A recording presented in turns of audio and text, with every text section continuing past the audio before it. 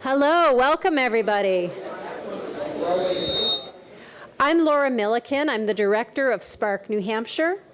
Spark New Hampshire is the nonpartisan governor-appointed Early Childhood Advisory Council for New Hampshire. Spark New Hampshire was created to promote a comprehensive system of early childhood programs and services across the whole early childhood system, including health and early learning and family support for expectant parents, children from birth through grade 3 and their families.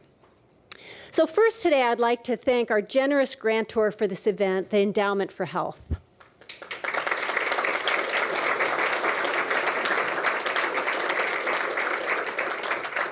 I'd like to thank St. Anselm's College for hosting us and thank all of you for your patience in shifting venues as St. Anselm's had to deal with black mold in the other building. So we're very grateful to be in a place without black mold. I would like to thank our more than 60 co-hosts who I will not read out loud in the interest of time, but I'd encourage you to go through in your programs. It's quite an impressive list of partners who share our vision that all New Hampshire children and their families are healthy, learning, and thriving now and in the future. I'd also really especially like to thank the Spark New Hampshire Deputy Director, Katie Brissett, who was the leader in organizing and planning this event.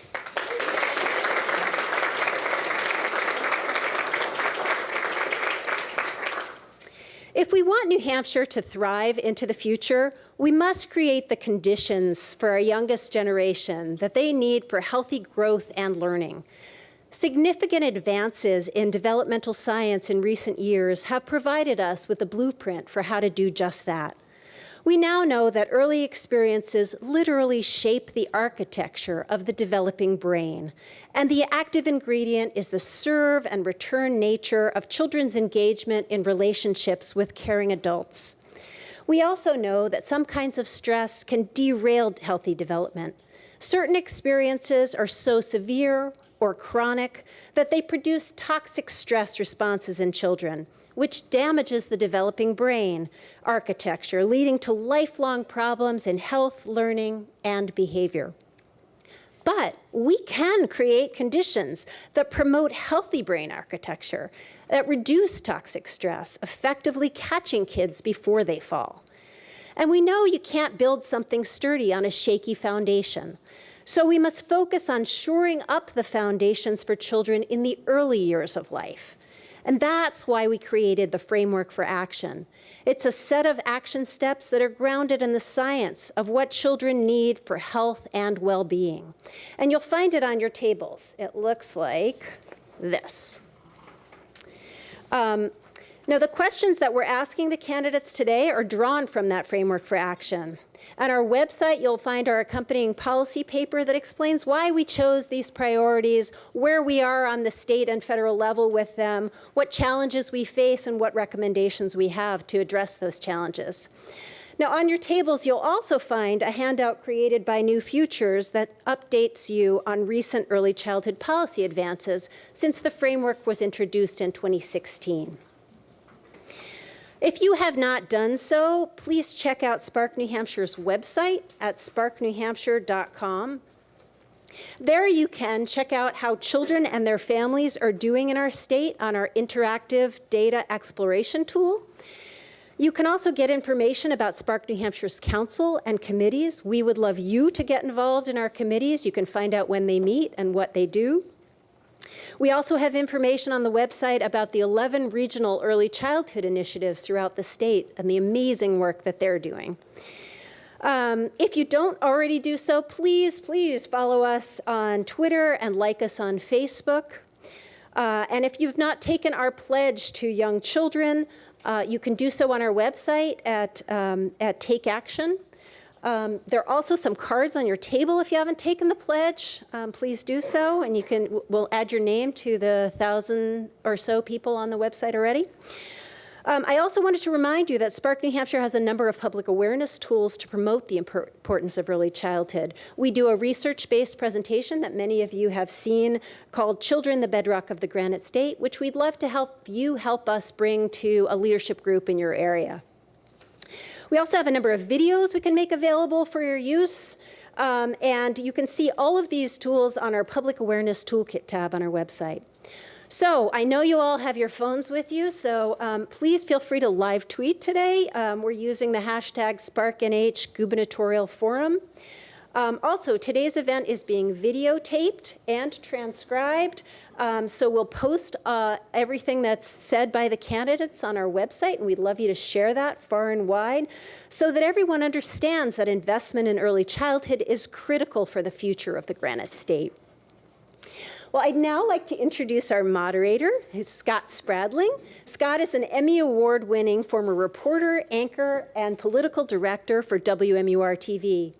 Today, as founder of the Spradling Group, he works with clients to boost their profile, leveraging his relationship with media, political, and business leaders to help his clients meet their needs.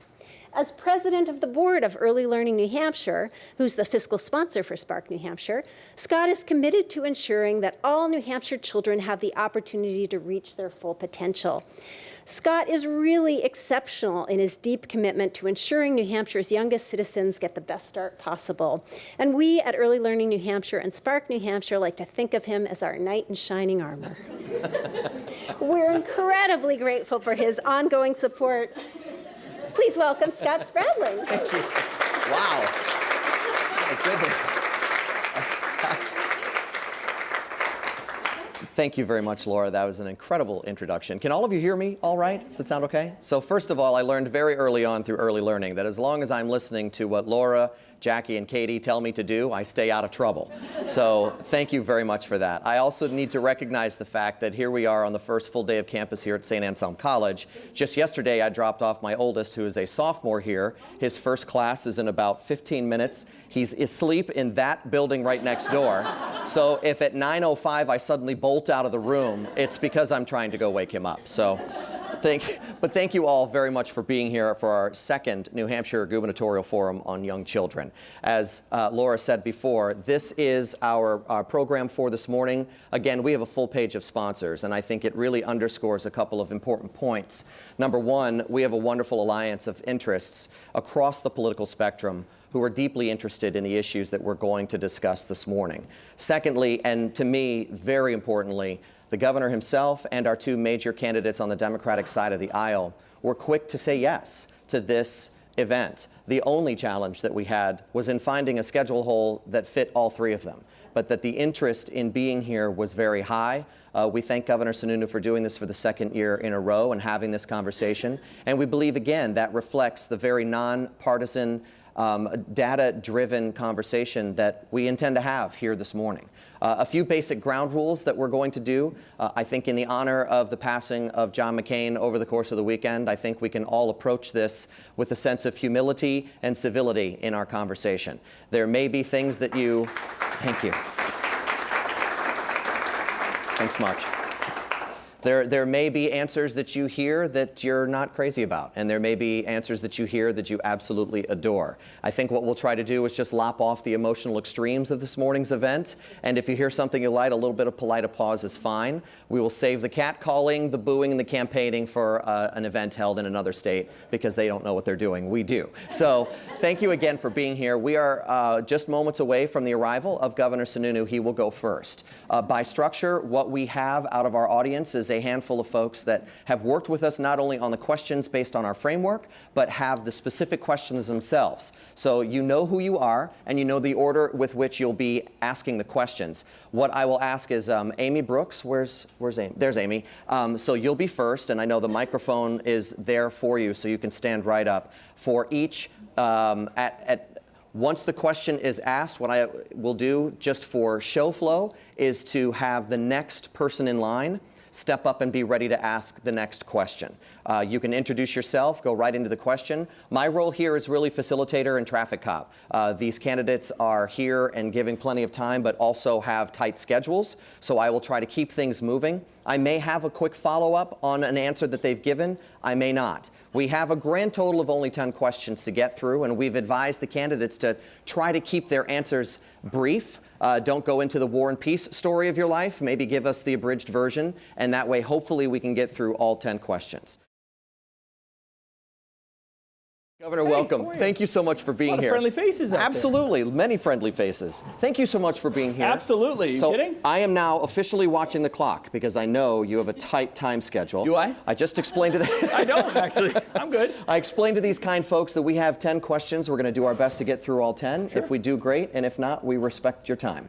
Great. So thank you so much. No comment. We'll off to a flying start. So we'll get started. Governor, first, can you take a minute? I Yeah, apologize. go In ahead. all seriousness, how much time do we have? I don't So even know. my understanding is you have roughly 30 minutes from right now. 30 plus. Does that work? Yeah, yeah. 30 plus. Yeah. Okay. My point is really, honestly, take as much as you need. But whatever Excellent. You want to do. For the purposes of background and to reset the conversation, all the questions that you're getting today will come from the Framework for Action for New Hampshire's Young Children. That is essentially a policy recommendation sheet that comes from Spark New Hampshire. And as you well know, that framework was developed by Spark and the governor appointed Early Childhood Advisory Council for the state of New Hampshire. When you are governor, they will be your council. This is not news to you because they are your council and you've worked very closely with them the last 2 years. So with that said, let me start off with a very broad, high-altitude question. Can you take a minute to tell us a little bit about your commitment to young children and their families? I thought we were going to talk about the Market Basket cheese. You want to do Are we that? talking about cheese at Market Basket? I was told that this was all about That Market was Basket cheese. that was well done, by the way. I appreciate that. That's a coup. But talk Sure. to us about your commitment to young children, either on your record as governor in your term or what you'd like to do in your future. Well, look, it's great to see everyone, and it's great to see a lot of folks came out. Look, it's no secret. We made everything from kids, early childhood development, early childhood education, from the inaugural speech on. We really made it an absolute top priority. And I'm going to take a little bit of a step back. You know, we had 30 or 40 things we really wanted to go after. And I know I've only been governor for 20 months. It seems like a lot longer sometimes.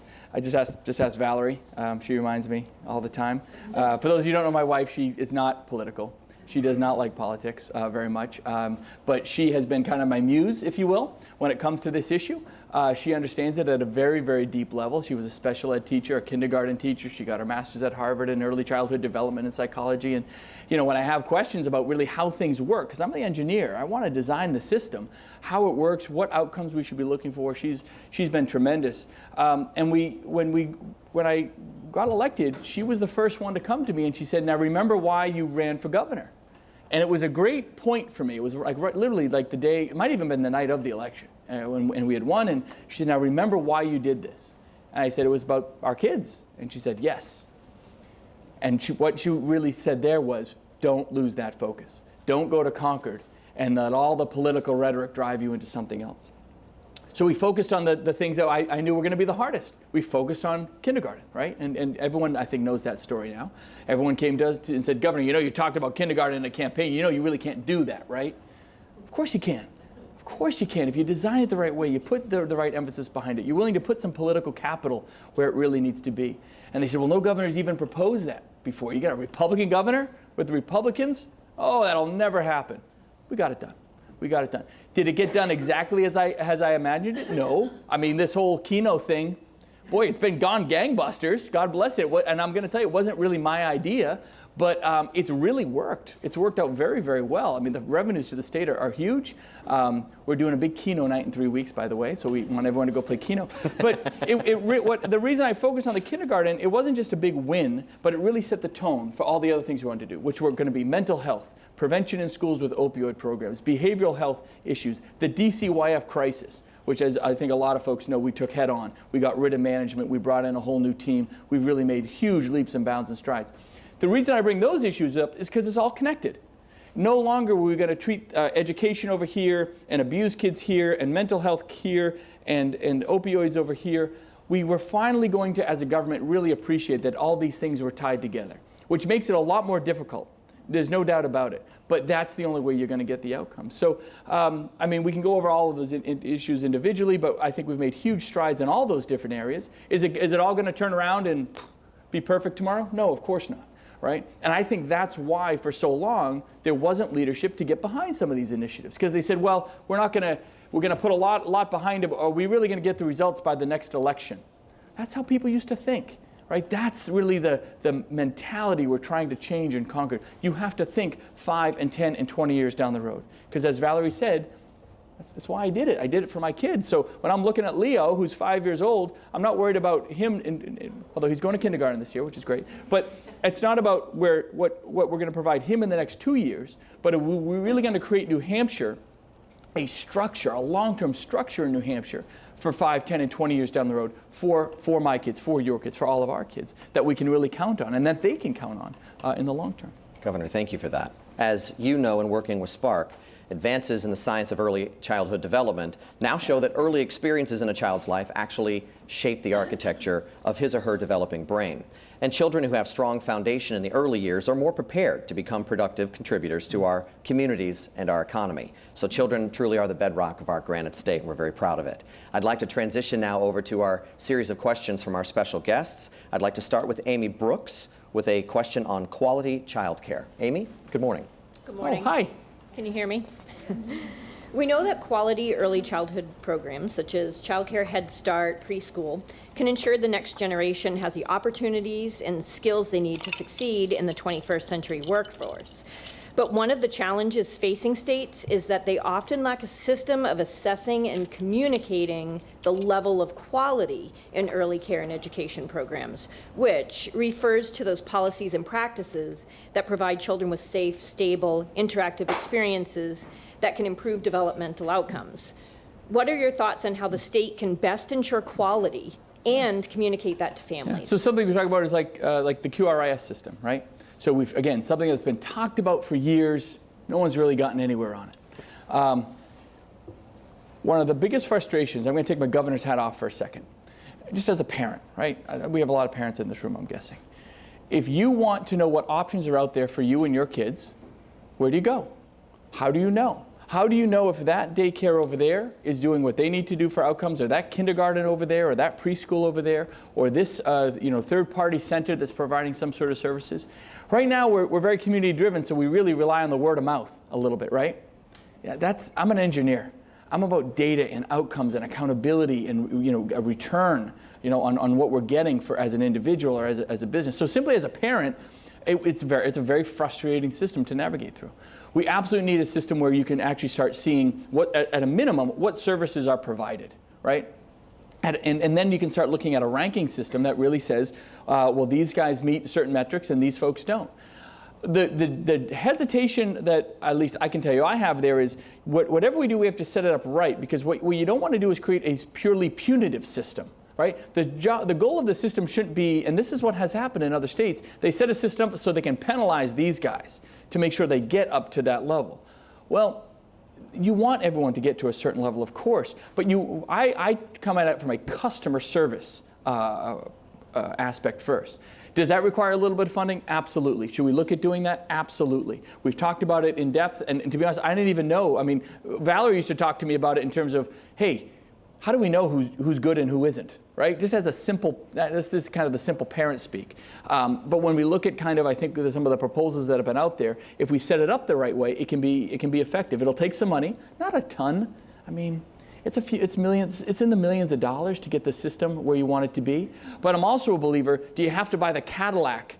If you're going to go buy a new car, I say Cadillac as if people want Cadillacs anymore, sorry. No offense to the I don't know. I'm sure some do. Look, I got a 2007 Sienna. I don't know what people are driving nowadays. Do you have to buy the best car on the market for your first car? No, right? So what I'm trying to do is work with Spark and other organizations to say, how do we step into this? How do we make a first, second, and then maybe a third step? Does it all get done in this budget cycle? Probably not, because I think folks are wondering, can we just take not a baby step, but break it into a phased approach to make sure that we're doing it right? It'd be easy just to throw a whole bunch of money out there, and this is what typically happens. I could propose in my budget, I'm going to propose $10 million for the program. And good luck. And then what happens? The whole thing goes down because no one wants to spend $10 million, so we end up with nothing, right? So I think by having a structured, phased approach in how to actually get this thing up and running is going to be the best solution. Thank you. Let's turn now to Kathy Enigus with a question about full-day kindergarten. You just spoke about your bipartisan bill that you signed using the tax revenue known as newly authorized gambling game named Keno. Congratulations, it is successful. Under this new law, communities with full-day kindergarten services will be provided an additional $1,100 per pupil by the state starting this year.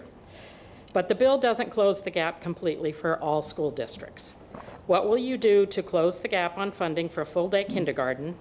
And would your administration be willing to explore the state funding of full-day kindergarten like it funds every other grade? Why and why not? Yes, absolutely. Yeah, I mean, this is a great example of we were going to get it done, right? And at the end of the day, it wasn't perfect. Even the Keno funding mechanism, which again, it's nice that it's not tax dollars that go to it. You know, you can play Keno or not.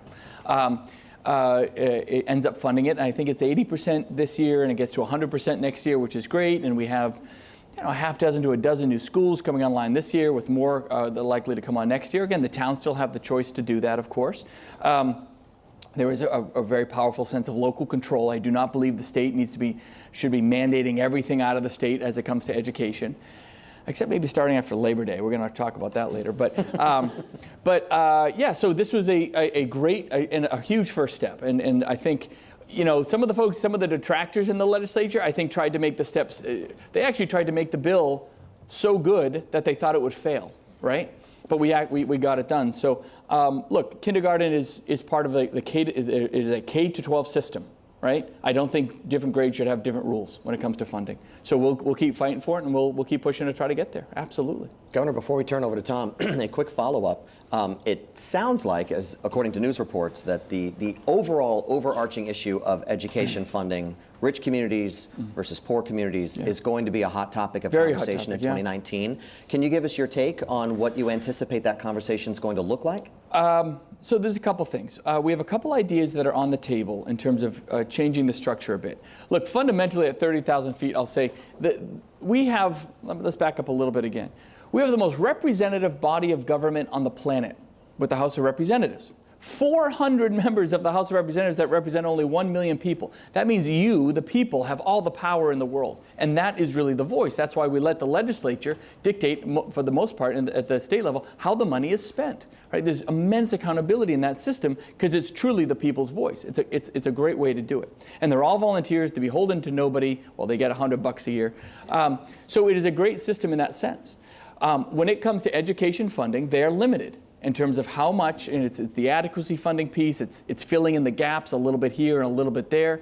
But the legislature really does not have all the power that I think that they need in terms of making the best decisions for the states when it comes to a community that's doing well, a community that isn't doing well. It isn't just about rich and poor communities. It's not. There's external variables that come into play all the time, right? We see that all the time. So to have the legislature be able to balance those variables, to able to discuss them in an open debate and say, well, this is happening here and that's happening there, and that's, maybe it is a little bit of the rich versus poor community. Look, a business just went out. This traditionally was a kind of a middle of the road community, but a factory just closed. Not that any factories are closing in New Hampshire, but God forbid something devastating happens to that community. The legislature can react. And it isn't just on this court-driven formula stuff. So at 30,000 feet, I just want as much power of the purse, not to the governor, but to the legislature. Those are our representatives. Those are the ones that I think really can make the best decisions and understand and have that debate at the state level as a whole, as opposed to the special interests of one organization or an individual.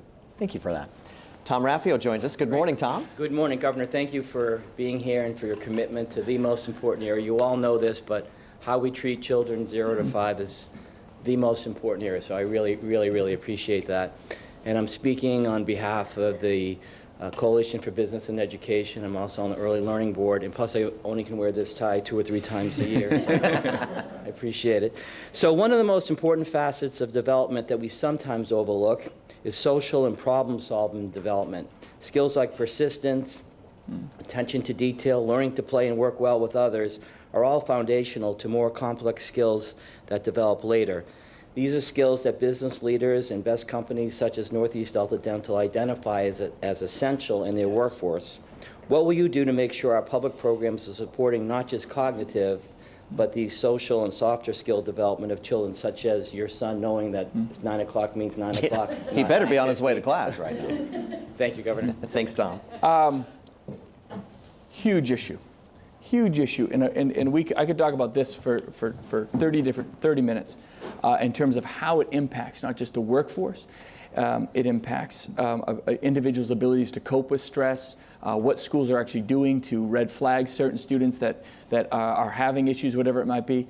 And again, I think I'm preaching to the choir a little bit. A lot of you have heard, we've made social emotional learning a key priority in this state. Not asking for it in a community, not hoping for the best, but we're providing a program. And one of the backbones, what I'm basically saying is individual communities and schools can pick the program that works best for them. If a lot of folks, and it's amazing, there's a lot of schools out there that don't have SEL type programs. And to be a little blunt, a lot of schools think they do, but they really don't. They're antiquated. They're not talking about the issues that need to be talked about. A lot of folks know that I've kind of worked very tightly with the Choose Love program with Scarlett Lewis, who lost her son at Sandy Hook, and she created a program. She's incredibly positive. It's a program that works in the classrooms, that doesn't overburden the teachers, that's easy to train to. And we're basically saying if your classroom has something that works, that's great. But if not, here's the backbone of a program that can really work, that has proven success, that has been a great model for individual communities across the country. But as a state, we are making this a priority. A lot of folks don't understand what it is, and that's okay. I didn't know what it was for a long time. Sitting down and working with folks, talking to teachers, looking at some of the pilot programs that we've tried in the state with issues like this, and making sure that there's a continuum of programming from K to 12, right? Social emotional learning, soft skill learning, problem solving learning, whatever you want to call it. There are certain schools that might do it, certain grades that might be focused on, they focus on that in the high school years. No, you need it all the way back at kindergarten, pre-K, whatever it is. You've got to get those skills in there. It starts with learning how to share. We're really talking about social emotional learning with that statement right there, right? That's the precursor, if you will, to getting to the point with, problem solving, coping skills, and things that when you don't have that can manifest itself into very, very negative, violent ways, right?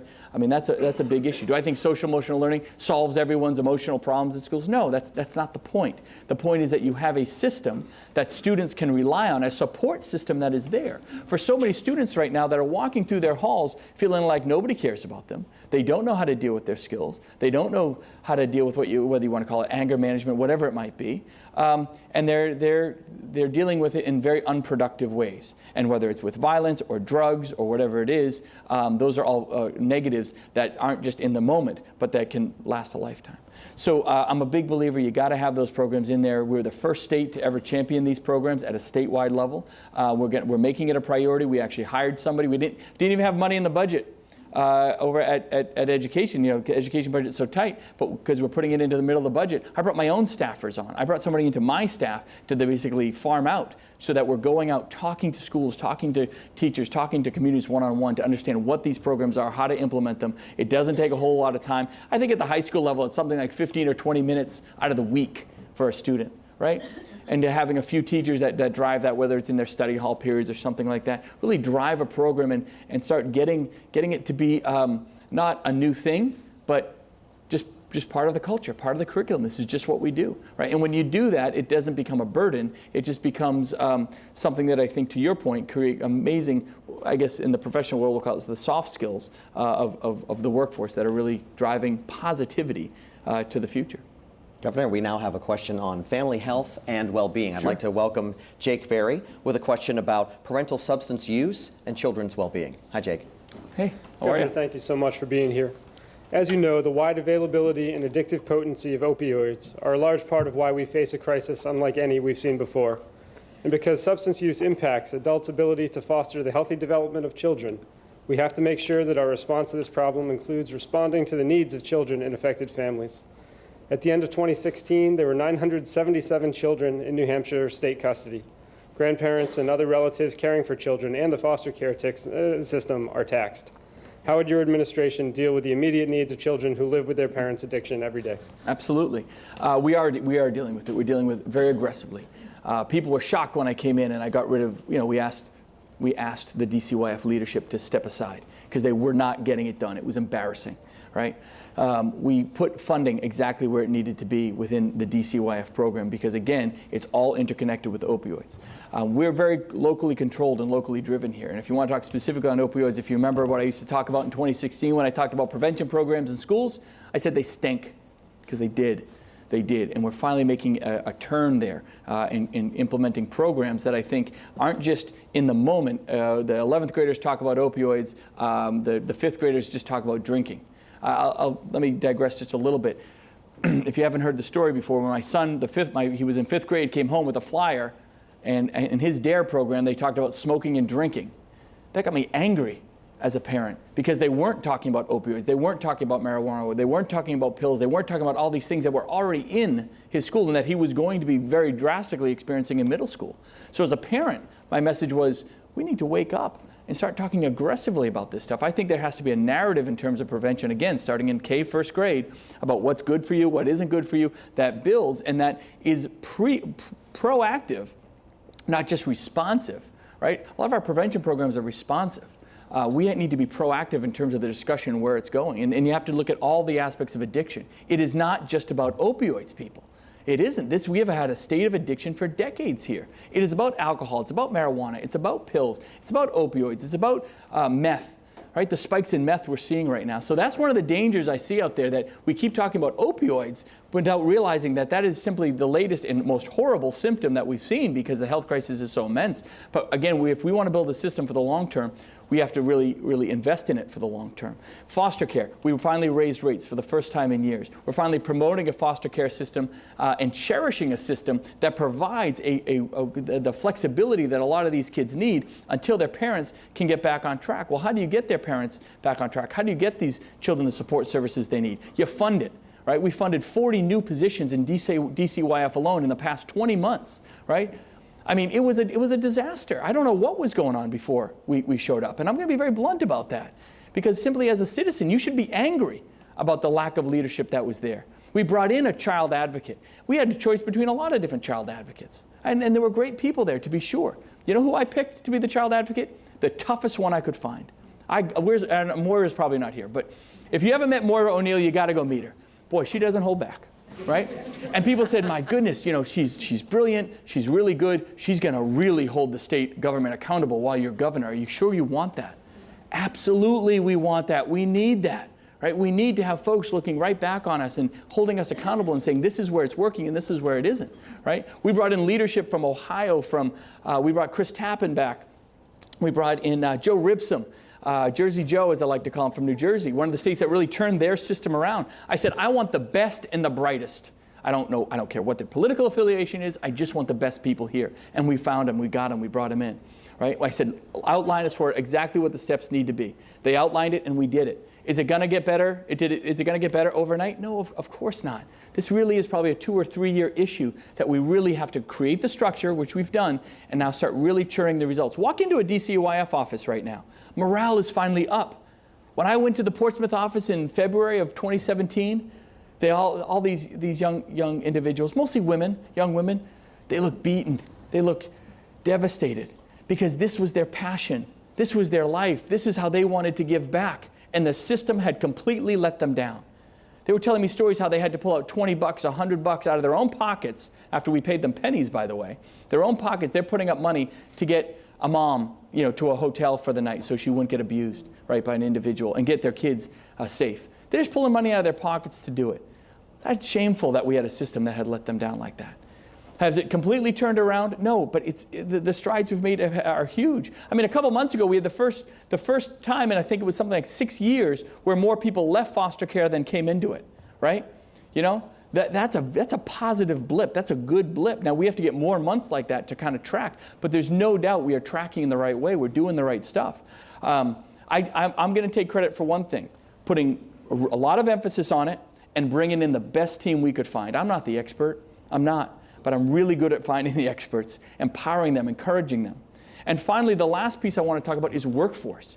If you don't have those individuals, finally we got morale up. People want to be working in this world again. They want to be part of a system that actually believes in them. But we need simply more workforce at the front of these lines. We still haven't, I funded these vacancies. We still haven't even filled them. right? There's still a lot of vacant positions that aren't even filled yet. So we got to get the workforce there. So making investments at the university level, at the community college level, and in these areas, which we're proposing to actually do now because we believe we have a system that folks will want to be part of.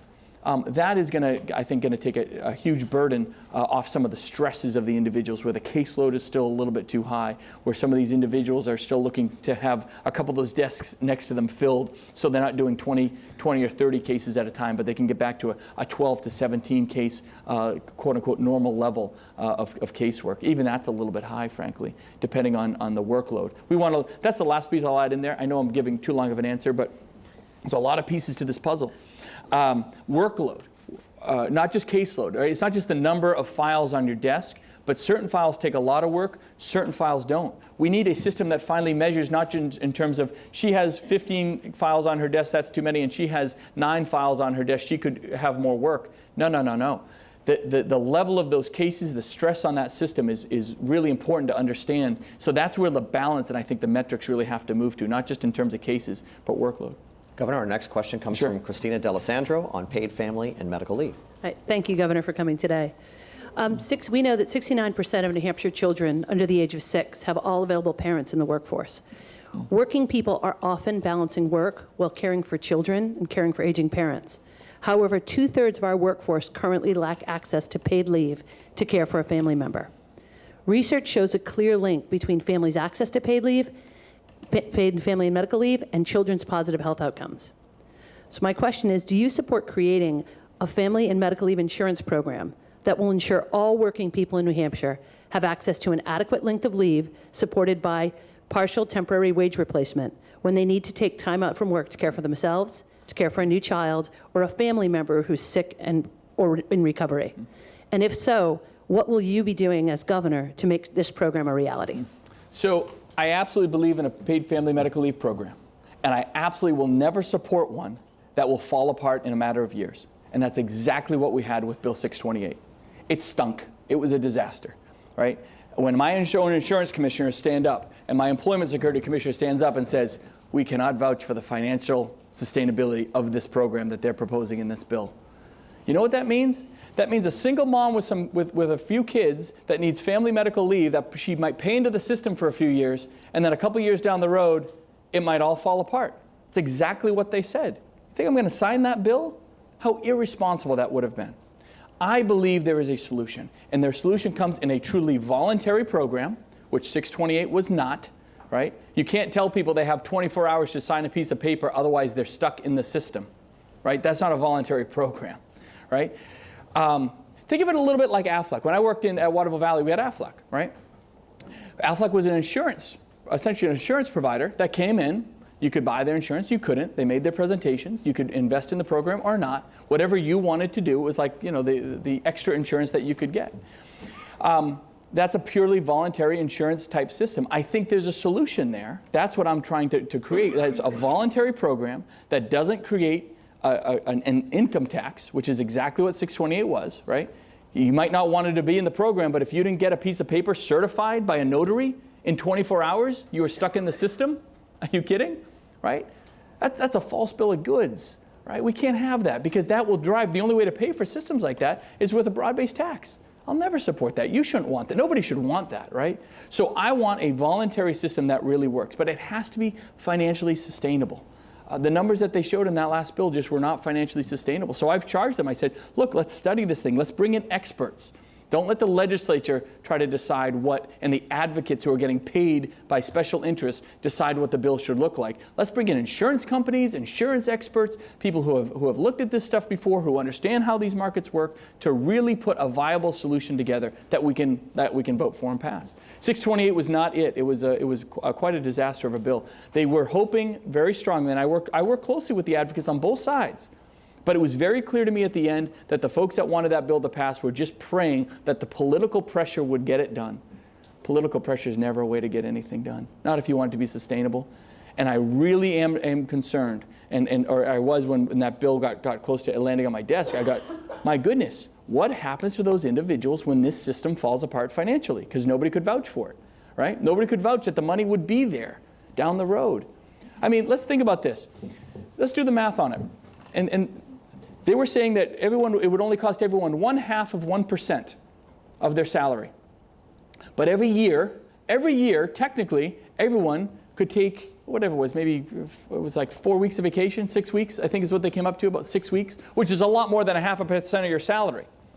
So when you do the math, they were hoping that those who paid into the system would only use it about once every 11 or 12 years. And that's how it was going to maintain its sustainability. Everyone would pay in for 10 or 11 years and use it once. And then they'd pay in for 10, 11 more years and use it once. And as long as that happened, there'd be money in the system.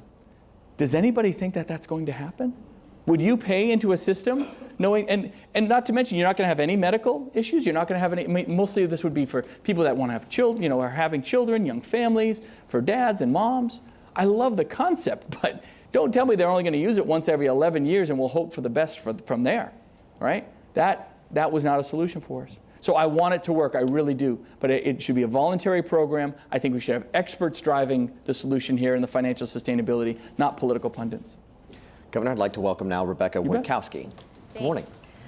Governor, as you mentioned earlier, in your role as governor, you focus on a variety of policy proposals that seek to ensure New Hampshire communities can prosper and thrive now and in the future. In the last several years, the attention to adverse childhood experiences, or ACEs, has been growing. ACEs include childhood abuse and neglect, parental substance use, mental illness, domestic violence, and parental loss. The pileup of early adversity is highly correlated with a long range of poor health, mental health, and even economic outcomes. Many experts believe a two-pronged approach is needed to ensure, first, that there are resources for those experiencing adversity, but also to prevent early adversity from becoming toxic to development. What would you do to ensure the state is operating in ways to both prevent and alleviate the impacts of ACEs? So again, I think it really starts with the system and the structure, right? So you have to have individuals in place that understand how this negativity, let's just use that as a general term, is affecting these kids at a very real level, a very one-to-one level. Yeah, I'll say this. We talk about retail politics a lot, right? I believe in retail management. And what that means is going into the schools. Let's just use the schools as an example, because they're a huge part of the community, and working with parents, right, with prevention services, which we finally have installed. I mean, we had cut all these prevention and intervention services with parents because everything was on the abuse scale was it's founded, it's unfounded. It's black or it's white. And so what would happen? A lot of the cases that the DCYF would find founded would get thrown out of court for legal reasons. There was no middle ground. So what we've finally created is a kind of a third party, if you will, in the middle, kind of a gray area that says it's unfounded, but we got concerns. And now I've instilled prevention programs for the first time. Why this wasn't done years ago, I don't know. Why they cut it out, I have no idea, but boy, what a dumb idea. When we got rid of prevention services in the homes and with schools, what we basically said was our system is going to be completely reactive. We'll wait till the kids are abused. We'll wait till there's a crisis. We'll wait till there's drug abuse, and then we'll deal with it. Horrible way to deal with things, right? Horrible. You've got to be proactive. You've got to be preventative. Just because a kid isn't getting so abused that it's viable in a court system doesn't mean you can't go in and say, okay, there's something here. So we have support structures, support systems for the family, for the individual, whatever it might be. We finally instituted these programs again, which I am incredibly excited about. Now they're just getting underway again. I think there's a lot more we can do there. But we have to have a system that becomes preventative and proactive as opposed to the reactive system we've lived by. That failed.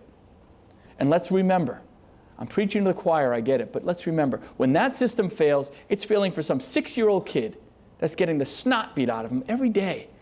I mean, that should get us angry. That should get us angry. Politics shouldn't dictate whether we're finally going to stand up for that kid or not. Politics shouldn't dictate whether we're going to put $1 million or $1.5 million in. Are you kidding me? How do we not make that a priority? Well, we weren't doing it. We weren't doing it for a long time. We're just kind of brushing along. I don't have the tolerance for that. You shouldn't have the tolerance for that. So we're going to keep making it a priority. The other issue I really want to talk about here a little bit is schools.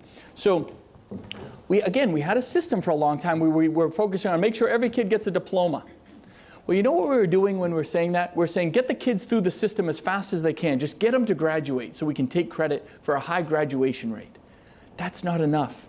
and in many ways that incentivize schools to drive kids through the system, to not identify problems, to not identify issues. Because remember, when you identify an issue, when we identify something, we have the responsibility of dealing with it, right?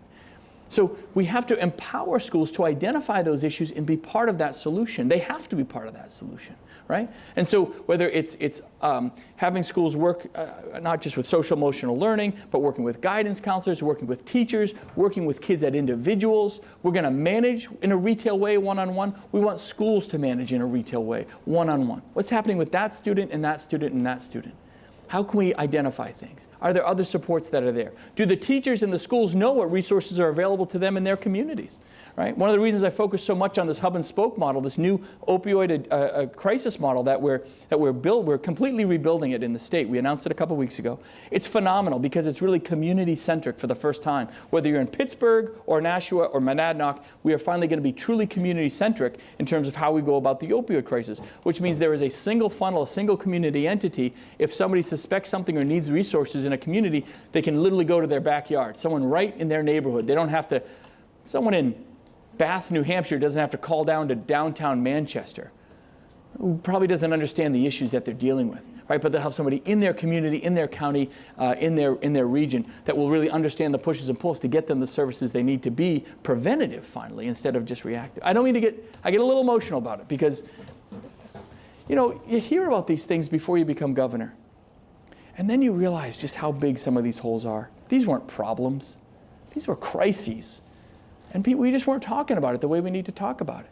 I don't care what the politics is. As long as we're putting the emphasis where it needs to go, we're dealing with the crises that need to be dealt with, and we're empowering people to come forward with some creative ideas.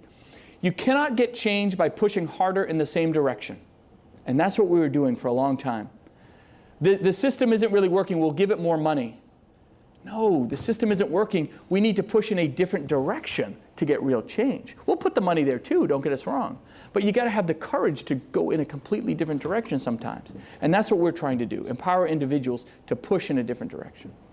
Governor, we want to thank you for your time Sure. and your energy and your service to our state. We are unfortunately out of time, but I do want to give you just a couple of seconds for Well, I think most of you have my cell number. If you don't, if you don't ask Jackie or Laura, they got my number. But give us a call. Thank you so much for being here this morning. We You bet. really appreciate Thank your you time. guys. Thanks a lot. Thanks. Governor Sanders. Thanks, buddy. Thanks, sir. Thank you. Great to see you. Thanks again.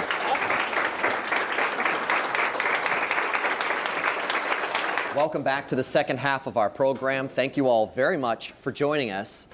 By way of reminder, you are attending the second New Hampshire Gubernatorial Forum on Young Children. Thank you for your support, for your attendance, and for prioritizing these very important conversations for families around our state. As a matter of reminder, this is being recorded and will be placed on WMUR.com for you to be able to share on social media so that we can spread the word about this conversation and also spread the word for the three major candidates who are running for governor here in 2018. We are also live feeding through WMUR.com right now, so many thanks to our media partnership in this event. It is my honor now to introduce the two Democratic candidates for governor, Senator Molly Kelly and Mr. Steve Marchand.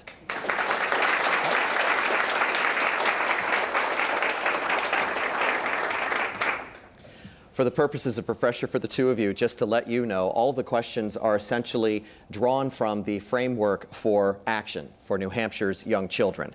That's the series of policy recommendations for children, prenatal through third grade and their families. This framework was developed by Spark New Hampshire, the governor-appointed Early Childhood Advisory Council for the state of New Hampshire. When you are governor, they will be your council. So thank you very much for your attendance and being here. My first question will come from me, and then we will shift over to our panel of folks that will ask you some follow-up questions as well on a variety of topics here this morning. So thank you for your time.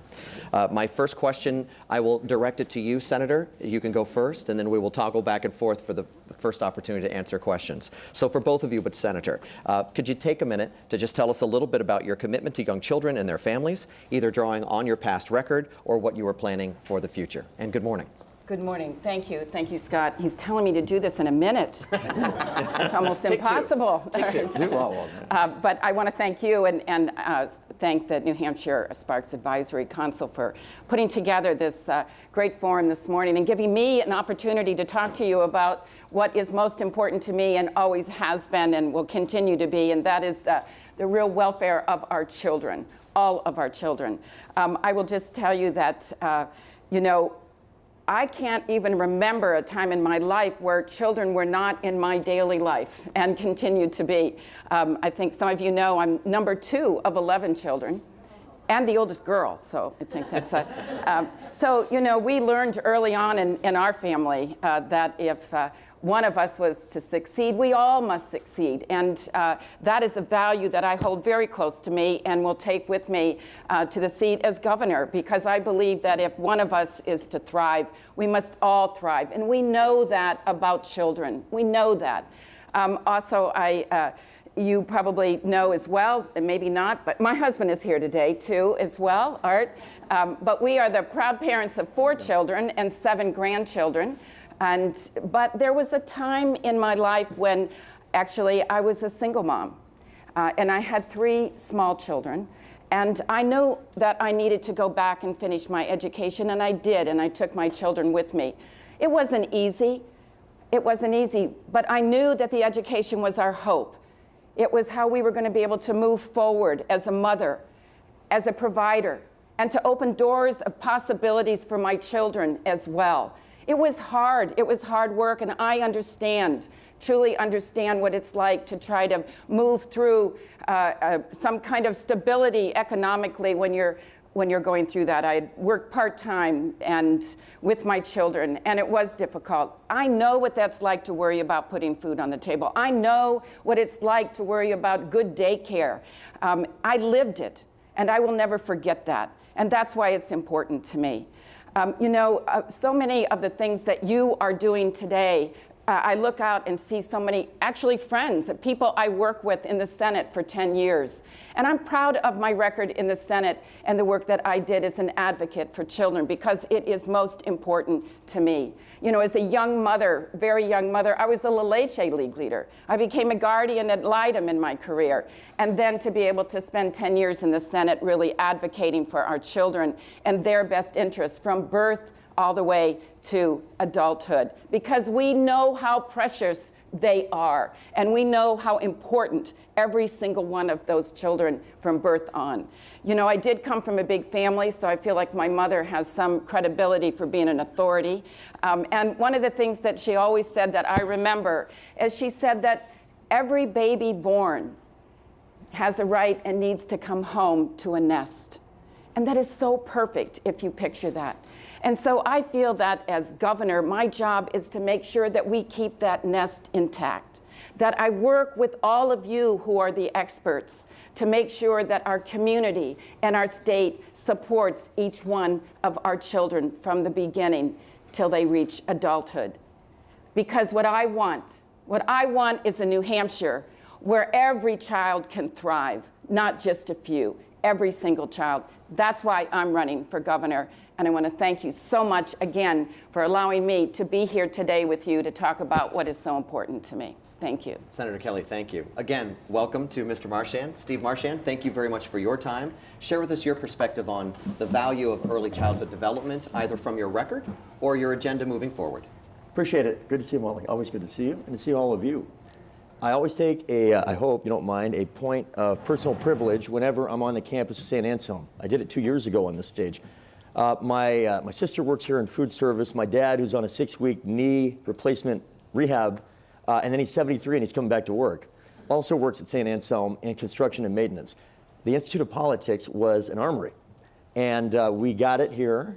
And then my dad, we were out of work in 1990 to the point where we ended up filing bankruptcy because my mom had a heart attack at 39 years old while we were unable to afford insurance.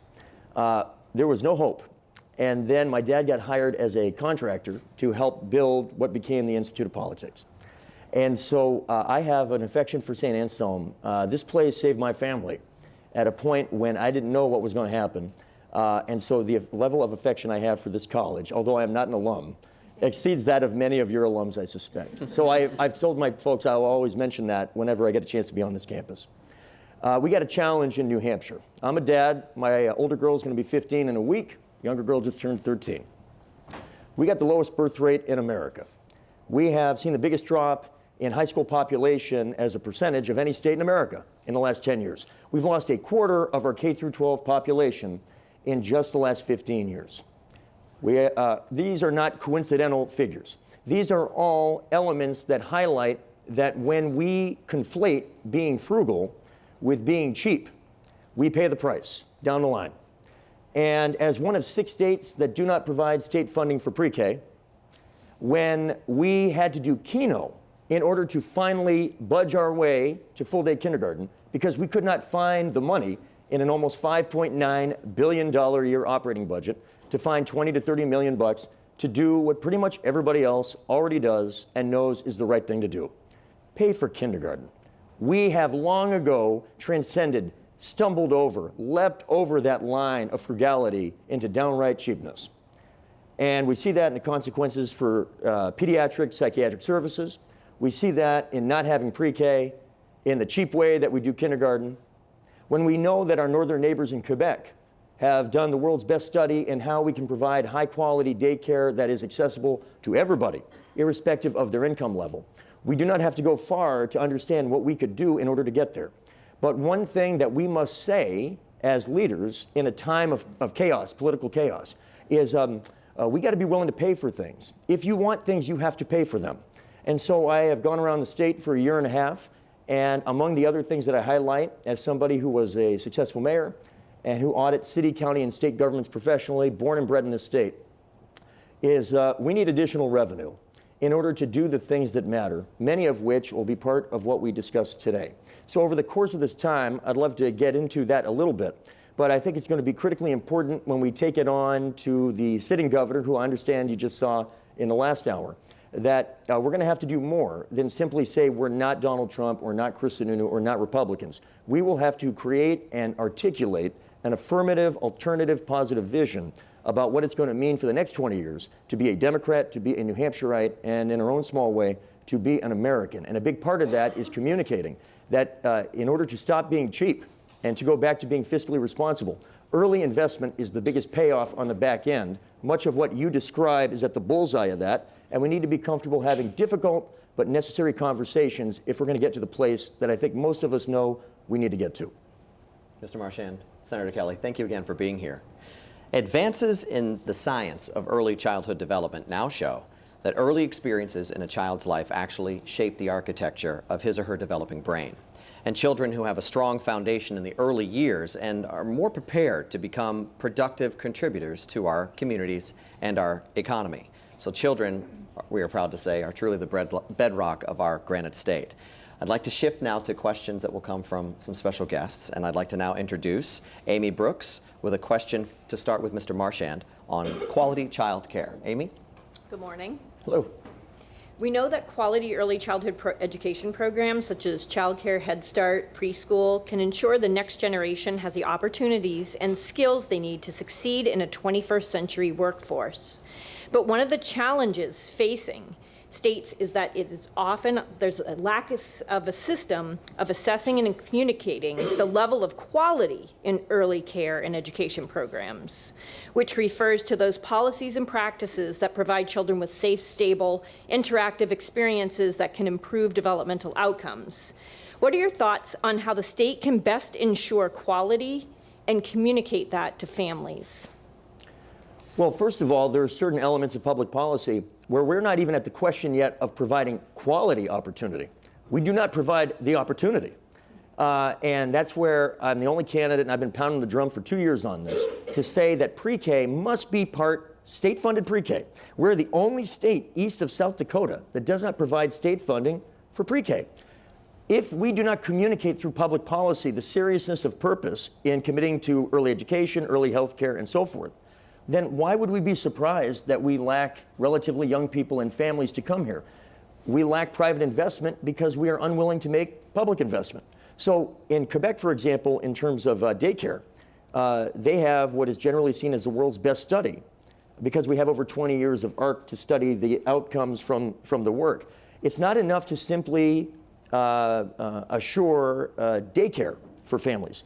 The difference in outcomes is not simply daycare versus not having daycare available. It is high quality daycare that's available versus substandard and none. And because we now know some of the best practices that work, and as a guy that audits cities for a living, my job is to identify best practices and bring them into whoever my client is. Well, now I want my client to be in New Hampshire. I want to identify what other states and countries do and bring them in. It turns out that early intervention is the best return on investment. The longer we wait to identify children that are suffering from any number of situations, including abuse at home, learning disability, anything along the spectrum, the more difficult and expensive it will be to address it on the back end. And so one of the things that I've found in over 300 meet and greets that has been effective not just with Democrats, but Republicans, is when we discuss this in the context of return on investment and identifying best practices. Most people are not anti-government. They're not anti-spending. What they're afraid of is non-outcome oriented government, non-data driven government. And for folks that are fleeing the party of Trump and are looking for a place to call home for the next 20 plus years, being able to articulate what I would describe as progressive, inclusive policies, including universal pre-K, including universal daycare, legitimately funded kindergarten, and more, requires using the data to identify best practices and then being committed to fund those best practices. Thank you. So, Senators, a refresh. We're talking about access to quality child care, but the challenges of assessment and ensuring that we know who's doing a good job. So what are your thoughts on how the state can best ensure quality and then communicate that? Well, I do think we have a need for an overall statewide data collecting system that we can actually look at what is available today. Is it working? We do have, and we know that. And look, I am here before all of you who are experts, and you work every single day towards these goals to make sure that every child has access to quality, either child care or preschool. And so we have the expertise. What we don't have, I believe, is a comprehensive system where we bring that information together so that we can communicate it to each other and to the experts, and to allow and provide information for parents to make the right choices as to what they need to do. Now, I know that the framework that New Hampshire Spark has put together with 10 recommendations is the very best plan for New Hampshire. It is the best plan. The Advisory Council are experts throughout the state, and one of your goals is to make sure that we have a database system in this state to address this issue. As we continue to talk, I think we all have to agree that every child needs from the beginning to have quality care, whether it's daycare, preschool, in the home, or moving on to school. But it is the expertise here and the different initiatives that you're all doing that we need to bring together for a system to work of communication for the future. And so, yes, we do need to do that. I commend New Hampshire Sparks Advisory Council for putting that together. And as governor, I would work closely with you to make that possible, whether you needed funding to make that possible, how we communicate to the parents and to each other to do that in the very best way. But we have the tools, you have the expertise, and I will be the effective leader to bring that together. Thank you. Senator, thank you. Our next question comes from Kathy Enigas about full-day kindergarten. Good morning, Kathy. You can direct it first to Senator Kelly. Good morning, Senator. Good morning. In 2017, Governor Sununu signed a bipartisan bill to increase state funding for full-day kindergarten programs by using tax revenue from a newly authorized gambling game named Keno.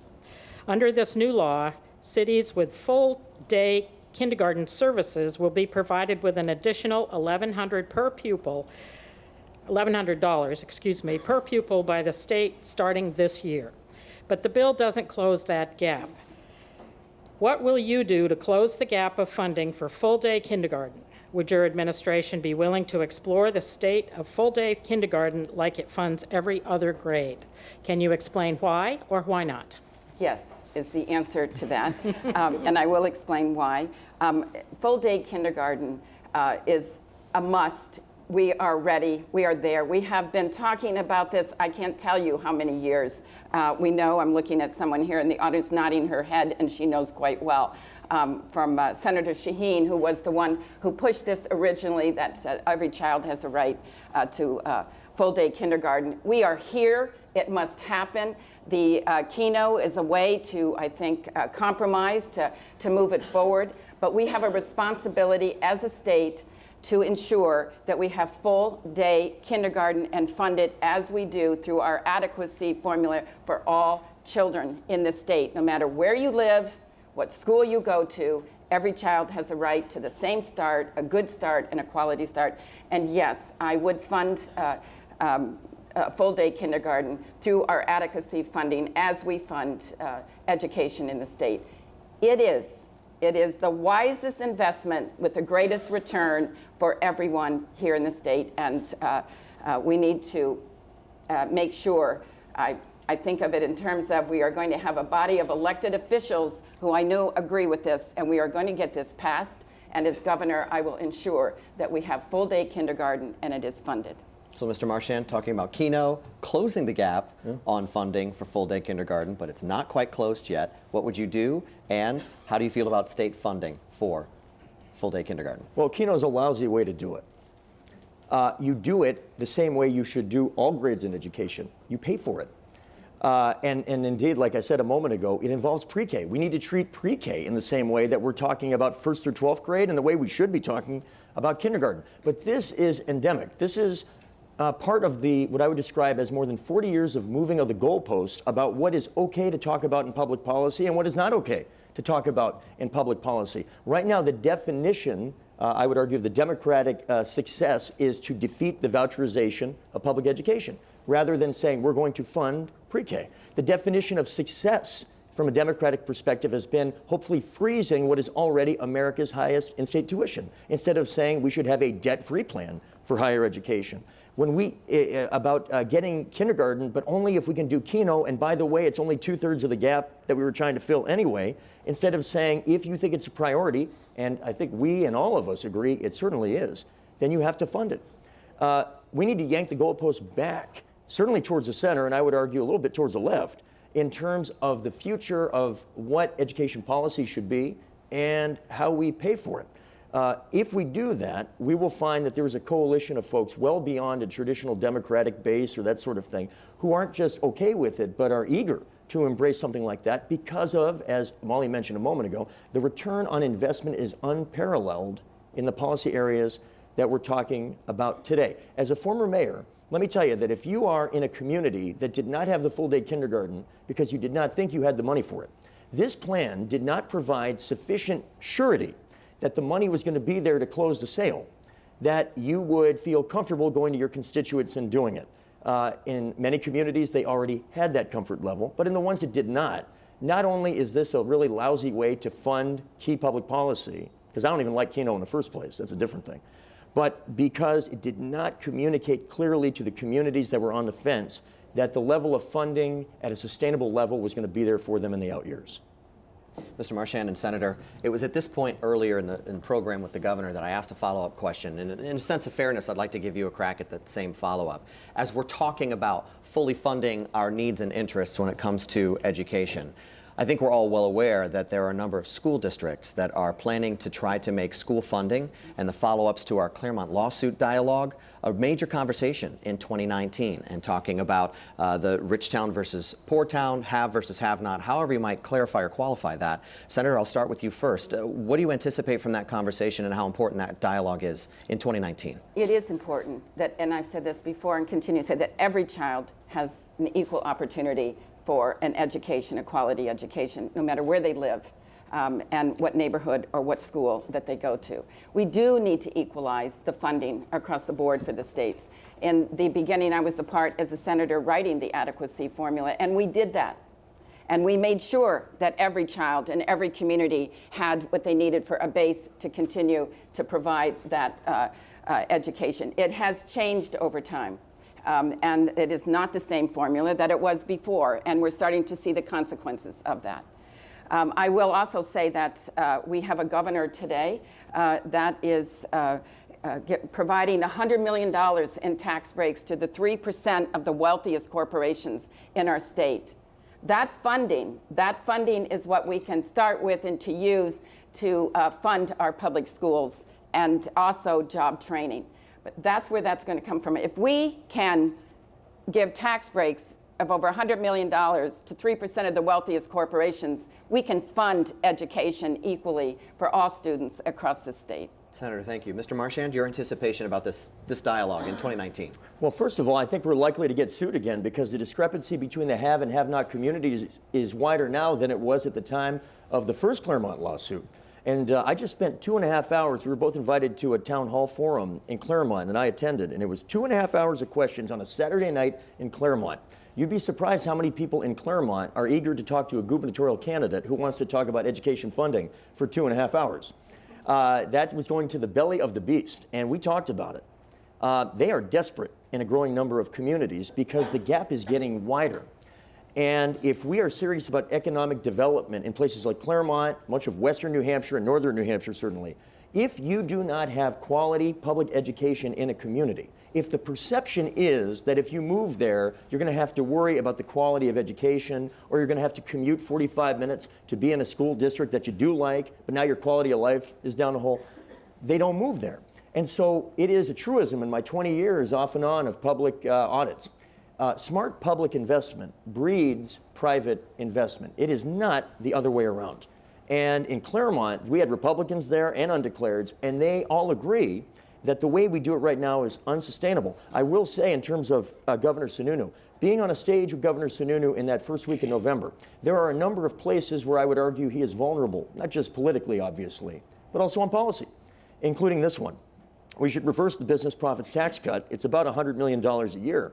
But the challenge here, as somebody who's banged the drum against it for a long period of time, is, and with all due respect to Molly was part of a Senate that voted for the first round of the business profits tax cut. And so although I appreciate the desire to reverse it, and I agree with that, it is going to be easy for Chris Sununu on a number of issues where he is highly vulnerable, justifiably. He should be held accountable for it. We need to be able to pound away at that with clarity of message and clarity of record that allows us to say without any question, it was wrong, it still is wrong, and in the meantime, towns like Claremont are going to have to sue the state because we are not serious about dealing with it the way that pretty much the rest of the country does already.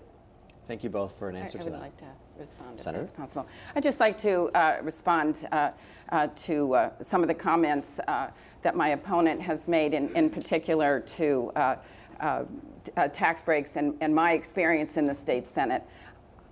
I worked on 5 budgets in the state Senate. 5 budgets, and we balanced those budgets. That is not easy.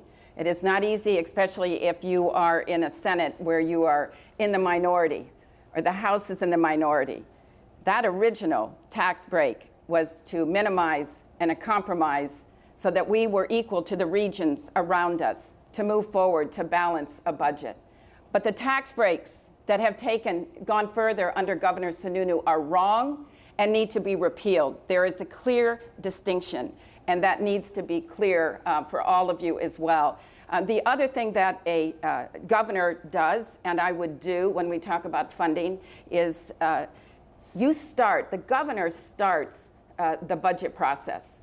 And like all of you, when you put a budget together, what do you put at the top of your budget? You put the thing that means the most to you, don't you? The thing that you want to fund because you know it's going to be in the best interest of those you care about. So as governor, I'm putting at the top of my budget what matters the most to me.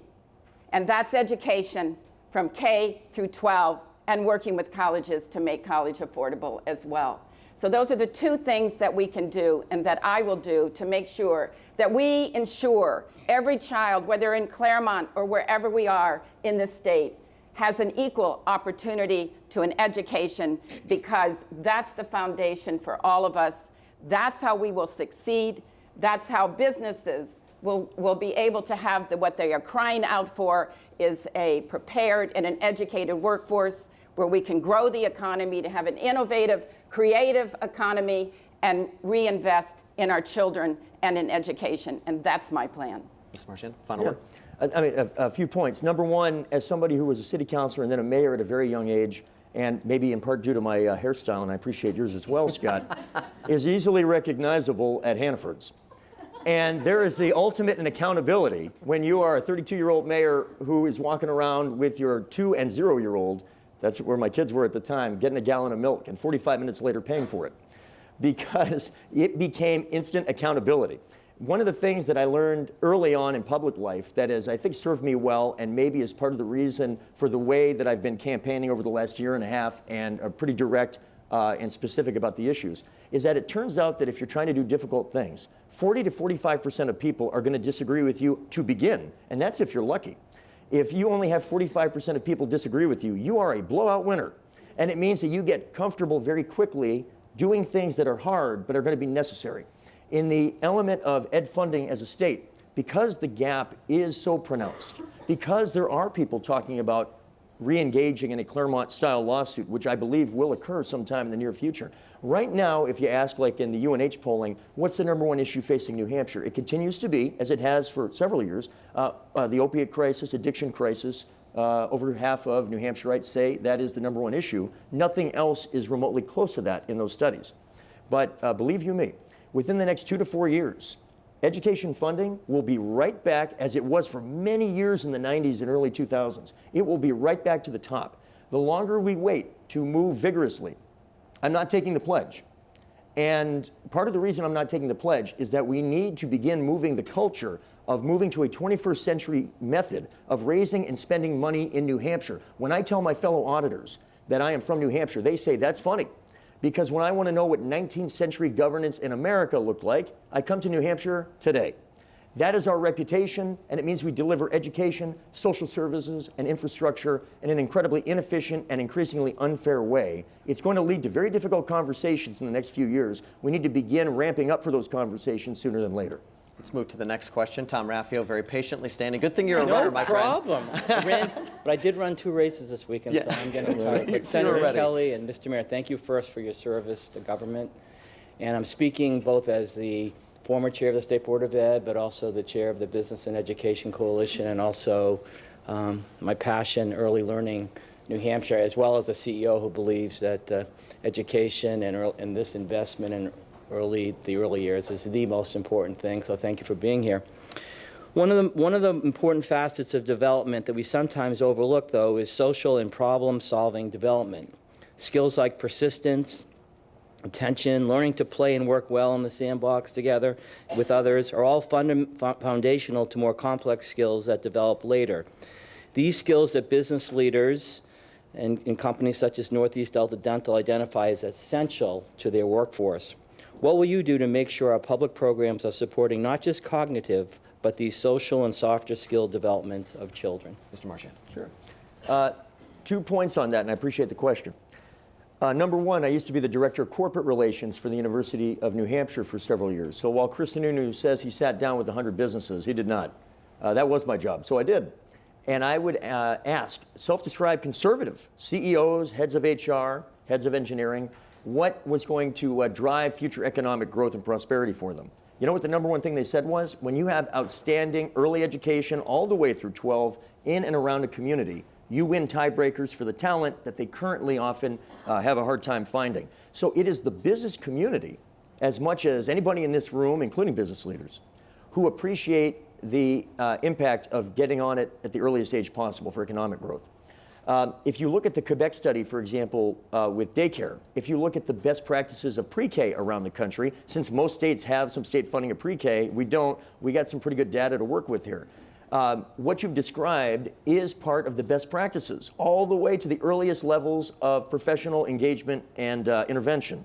So it's not simply a cognitive or academic environment, it's also developing interpersonal skills, and it's identifying challenges that young children often have that may impede them later in being able to develop interpersonal skills and problem-solving skills. The longer we wait to invest, the more expensive and less effective it will be on the back end. So this is where, again, we have the best practices of other states, and in the case of Quebec, provinces in North America that can instruct us as to what the best public policy should be. Now our job in moving those goalposts out of where they've been for 40 years and towards where they need to be for the next 40 years is to make the case forcefully, to talk about how much it's going to cost and a willingness to pay for it over the next several years, and winning that argument in the civic sphere.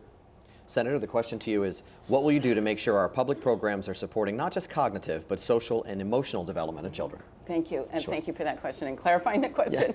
And Tom, thank you for the question as well, and it has been always a privilege to work with you on so many of the issues about early learning in children and being a member of the coalition and your work on the state school board and working together to put through STEM. And that was so necessary for our young children as well. So let me just say that while I was in the Senate, I also have a consulting business. Obviously, I'm not working in it as much today.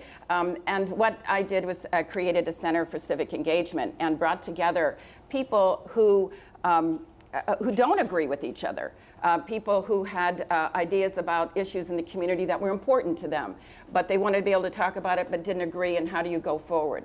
And so one of the issues that came to me a number of times was the issue of early childhood education. And so I had put 2 forums together and moderated them, and there were people around the table who disagreed, had different ideas, but they were there because they cared about the children.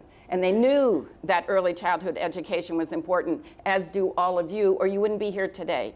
And so one of the issues that came up that we had a big dialogue, reminds me, Tom, of your question, because they talked about, do we need early education where we're learning our numbers 1 to 10? And is that the focus that we need? Because parents are hearing that they want to make sure their child gets into the best college and they better start early on. Or do we need more play, to learn through play? And it was a very interesting conversation. And what I heard and what I agreed with is that we do need to learn.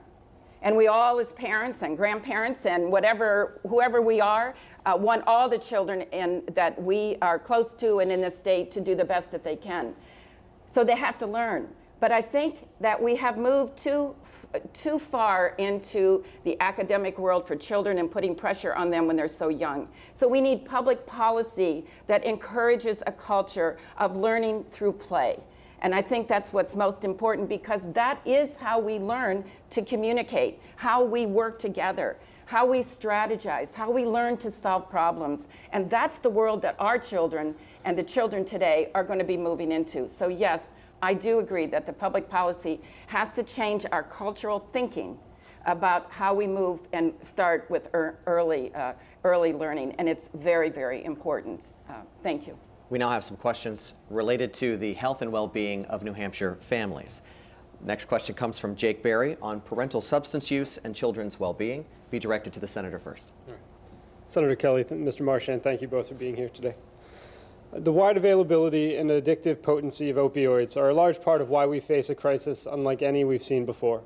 And because substance use impacts adults' ability to foster the healthy development of children, we have to make sure that our response to this problem includes responding to the needs of children in affected families. At the end of 2016, there were 977 children in New Hampshire state custody. Grandparents and other relatives caring for children in the foster care system are taxed. How would your administration deal with the immediate needs of children who live with their parents' addiction every day? Senator? Yes, thank you. And thank you for that important question.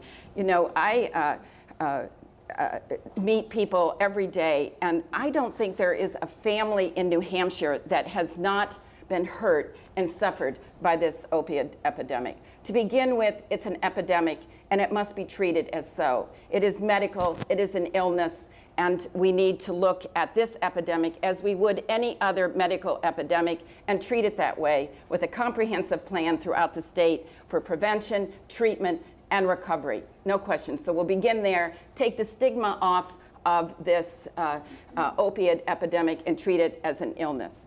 Because what's happening when we don't do that is that we're really not addressing all of the issues about the epidemic and the implications and what happens. You're speaking specifically about the children. And yes, they are the innocent, really, really innocent little ones that are subject to this.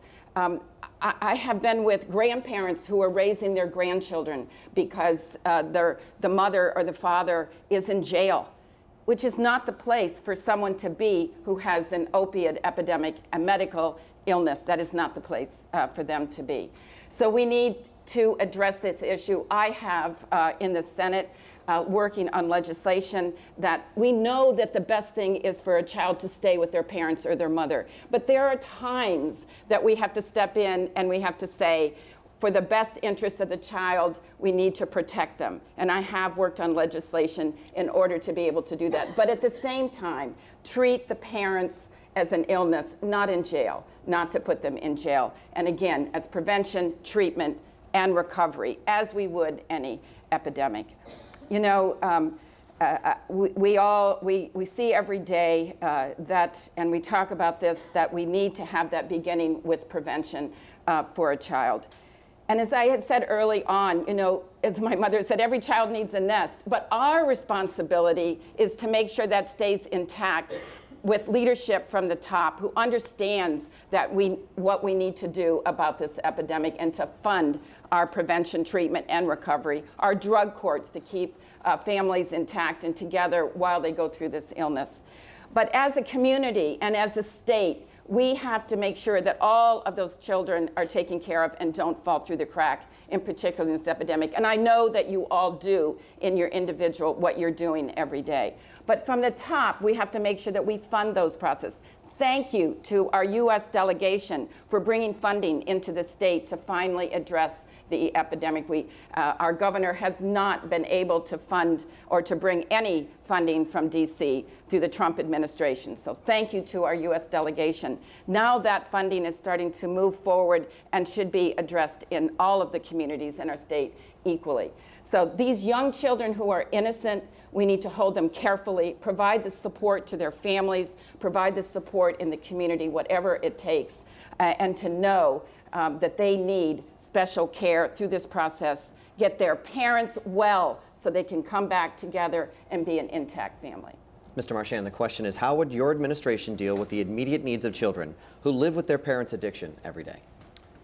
First, I would note, piggybacking on what Molly said at the end, Governor Sununu has been to the White House more than any governor in America since he took office last year. The results do not suggest that those meetings are going very well. But it was the federal delegation who moved the ball forward far more than Governor Sununu ever did on that. We should acknowledge that.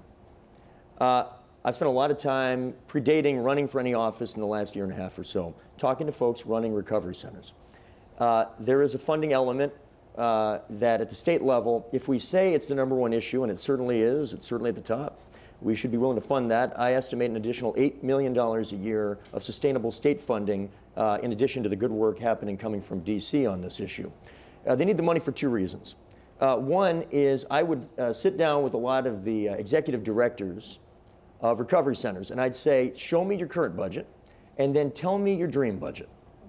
And I look for the delta, the gap between the two. And one of the things as a layman at the beginning of this process that I learned is that oftentimes that delta was much smaller than I had anticipated. 150, 250, 350 grand difference. And I would finish, I'd say, what else do you want on your dream list? And they'd be done. And I realized that it was, when I said, what would you do with the money? It is the difference between doing what you have to do, the bare minimum to stay open, and it is providing holistic services in what is much more of a hub and spoke way, frankly, a medical way, of dealing with the problem. And so it's not just the detoxification, it's also wellness. Remember that often it was prescription drugs that were the entry point to get people down the line that led them to being in that recovery center. And it was not curative in nature, it was palliative. They were trying to mask pain, and the pain, the source of the pain, was not cured along the way. So we need to deal with that at the same time. It's also mental health services.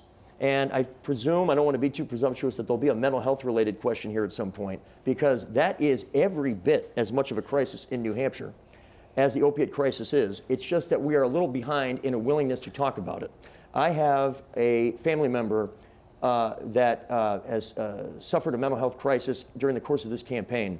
And so now as a family member, I have spent a lot of time in counseling sessions and with pediatric psychiatrists. I am now in it on a personal level. And the majority of people coming in seeking long-term recovery help are also in need of mental health.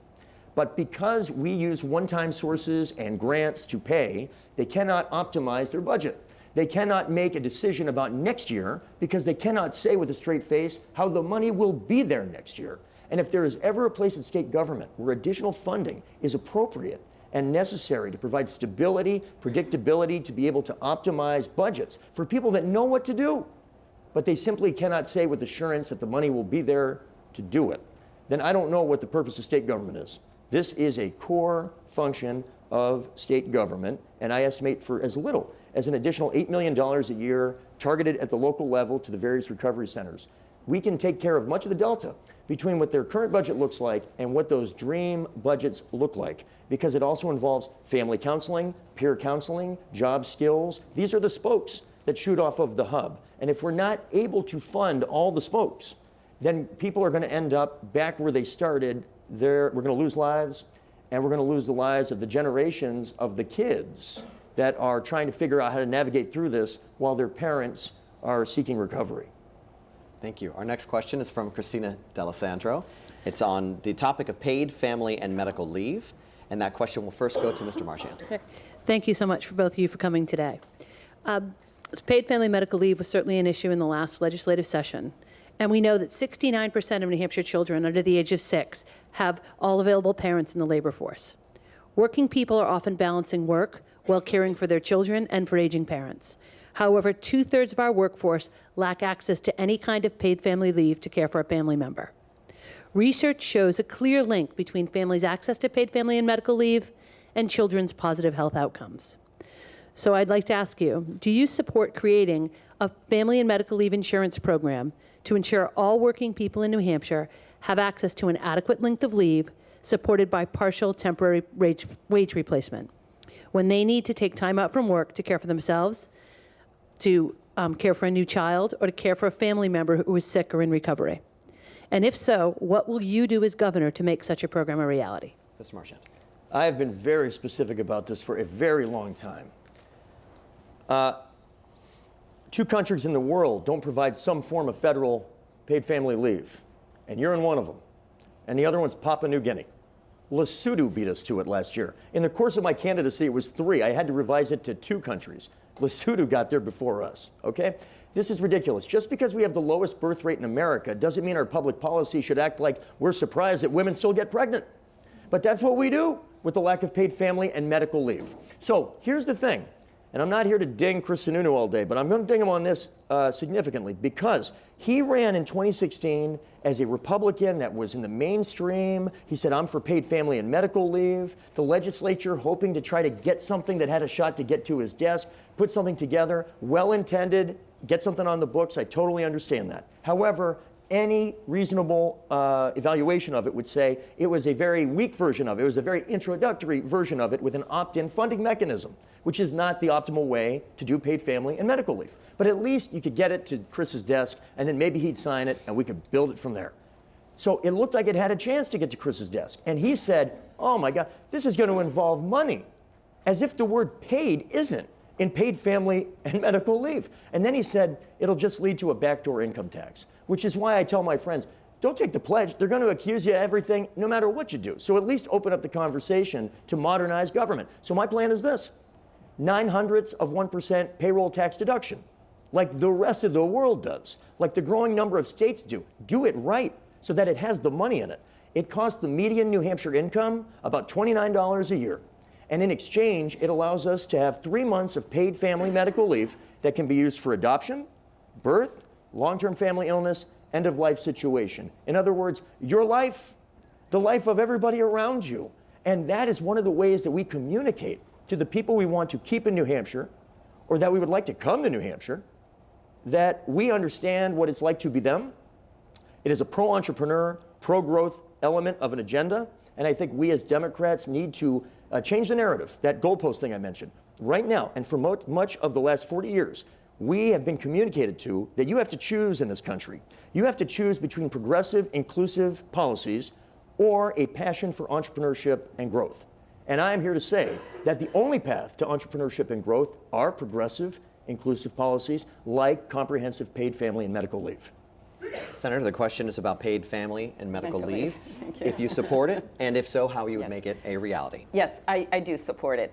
And I do want to talk about, I just want to clarify just one comment that I continue to hear when I'm at forums from my opponent, and that is the comment about that this pledge option of not taking the pledge. I just want to be clear that one of the things that we do agree about is that we both agree that we do not support a sales or income tax. So I have been very clear with the voters. I want to be clear with you, and I also think that all of the voters have a right to know where we stand on that issue. So now to get back to the Paid Family Medical Leave Act, yes, and thank you for that question. It is a priority. I talk about it every day when I'm out because the way that it really comes home to me is that this is a value that we have a right to be with the people we love when they need us the most, and they have a right to have us with them. If we can't do that in New Hampshire, if we can't do that, then who are we and what are our values here? I had that come home to me with my Art and I had received a phone call that our daughter had had a simple procedure and it all went wrong and was in very serious and beyond. And we got on a plane like anyone would to go there to be with her. And what really came home to me was that when I saw her with her husband, and she is fine, by the way, and she's going to be fine, but she was with her husband and he was there with her and surrounded by her children. And it was that, with the way that he was so loving and kind to her and present, was what has healed her and why she is where she is today. And all I could think about when I was there was, what if he couldn't be there because he was afraid he would lose his job? Because he might be afraid that he wouldn't be able to pay the mortgage or the rent or feed his children. Think about that. That's what paid family medical leave is about. It is about the right to be with those you care about when they love you the most. If we can't find funding to help boost that and get that going, who are we? It is an advantage to employers because then your employers know you care about them and that you work together. Why else are we working every day? But if it's not for the people we care about and to take care of them. So I think you can hear this is important to me.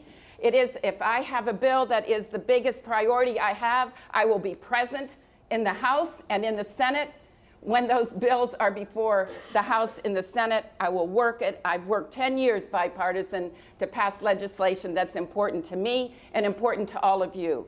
I'm here to work for children and families every day as governor, and that bill will be a bill that will get to my desk and I will sign. Thank you. Senator, thank you. Mr. Marchand, something to Yeah, add? two quick points. One, a quick thing relating to the pledge. So you can go on Facebook Live. I bark it all the time. I've done over 300 events, and we want everybody to hear what I got to say. The Republican Governors Association used to track me. They track the other party. You know, they do that. You know. And I told them they could just go on Facebook and see what I'm saying live. You know, they say things like, "You want to increase the gas tax to pay for roads, and we caught you on tape." I'm like, you could have just stayed home and watched it online.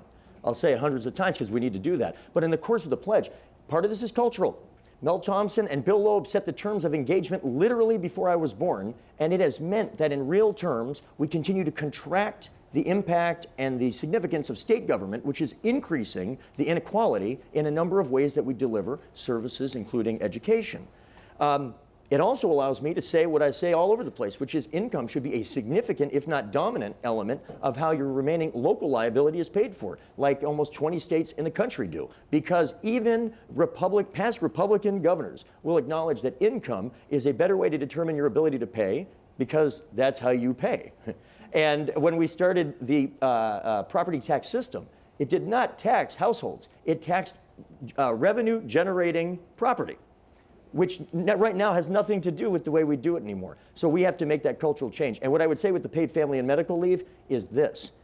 Part of the question that was asked is, how will you pay for it? That is the difficult part of this. Almost everybody, including in theory even Chris Sununu, supports the concept of paid family and medical leave. But in my 20 years of auditing, we have a statement, and it's this: a proposal without funding is called an idea. And we need to put the proposals out. And that's why 0.09%. Get specific.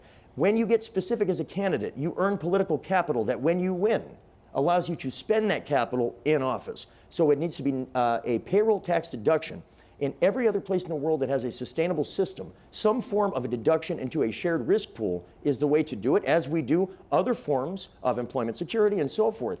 This is the only way to do it. Otherwise, without the stability of the income stream, it will be difficult for it to be sustainable. And I want to make sure that we do it right, and we do it in a way that the naysayers can't point and say, see, it can't work because and the reason it would not have worked is because we did not fund it in a sustainable way on the front end. Our next question comes from from Rebecca Witkowski. Congratulations on your promotion. Yeah, very nice. It will be directed first to Senator Kelly. You can see where my head was at. Rebecca, go ahead. Great. As governor, you would consider a variety of public policy proposals that seek to ensure New Hampshire's communities can prosper and thrive now and into the future. In the last several years, the attention to adverse childhood experiences, or ACEs, has been growing. ACEs include child abuse and neglect, parental substance use, mental illness, domestic violence, and parental loss. The pileup of early adversity is highly correlated with a range of poor health, mental health, and even economic outcomes. Many experts believe a two-pronged approach is needed to ensure there are resources for those experiencing adversity, but also to prevent early adversity from becoming toxic to development.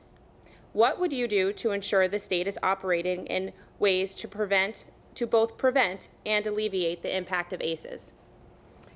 Thank you, and thank you for the question. I have a couple thoughts on this, and I know time is always the issue, so I wanted to get them out. I have put forth, and thank you for the work that you do with ACEs. That's incredible work that you're doing for children.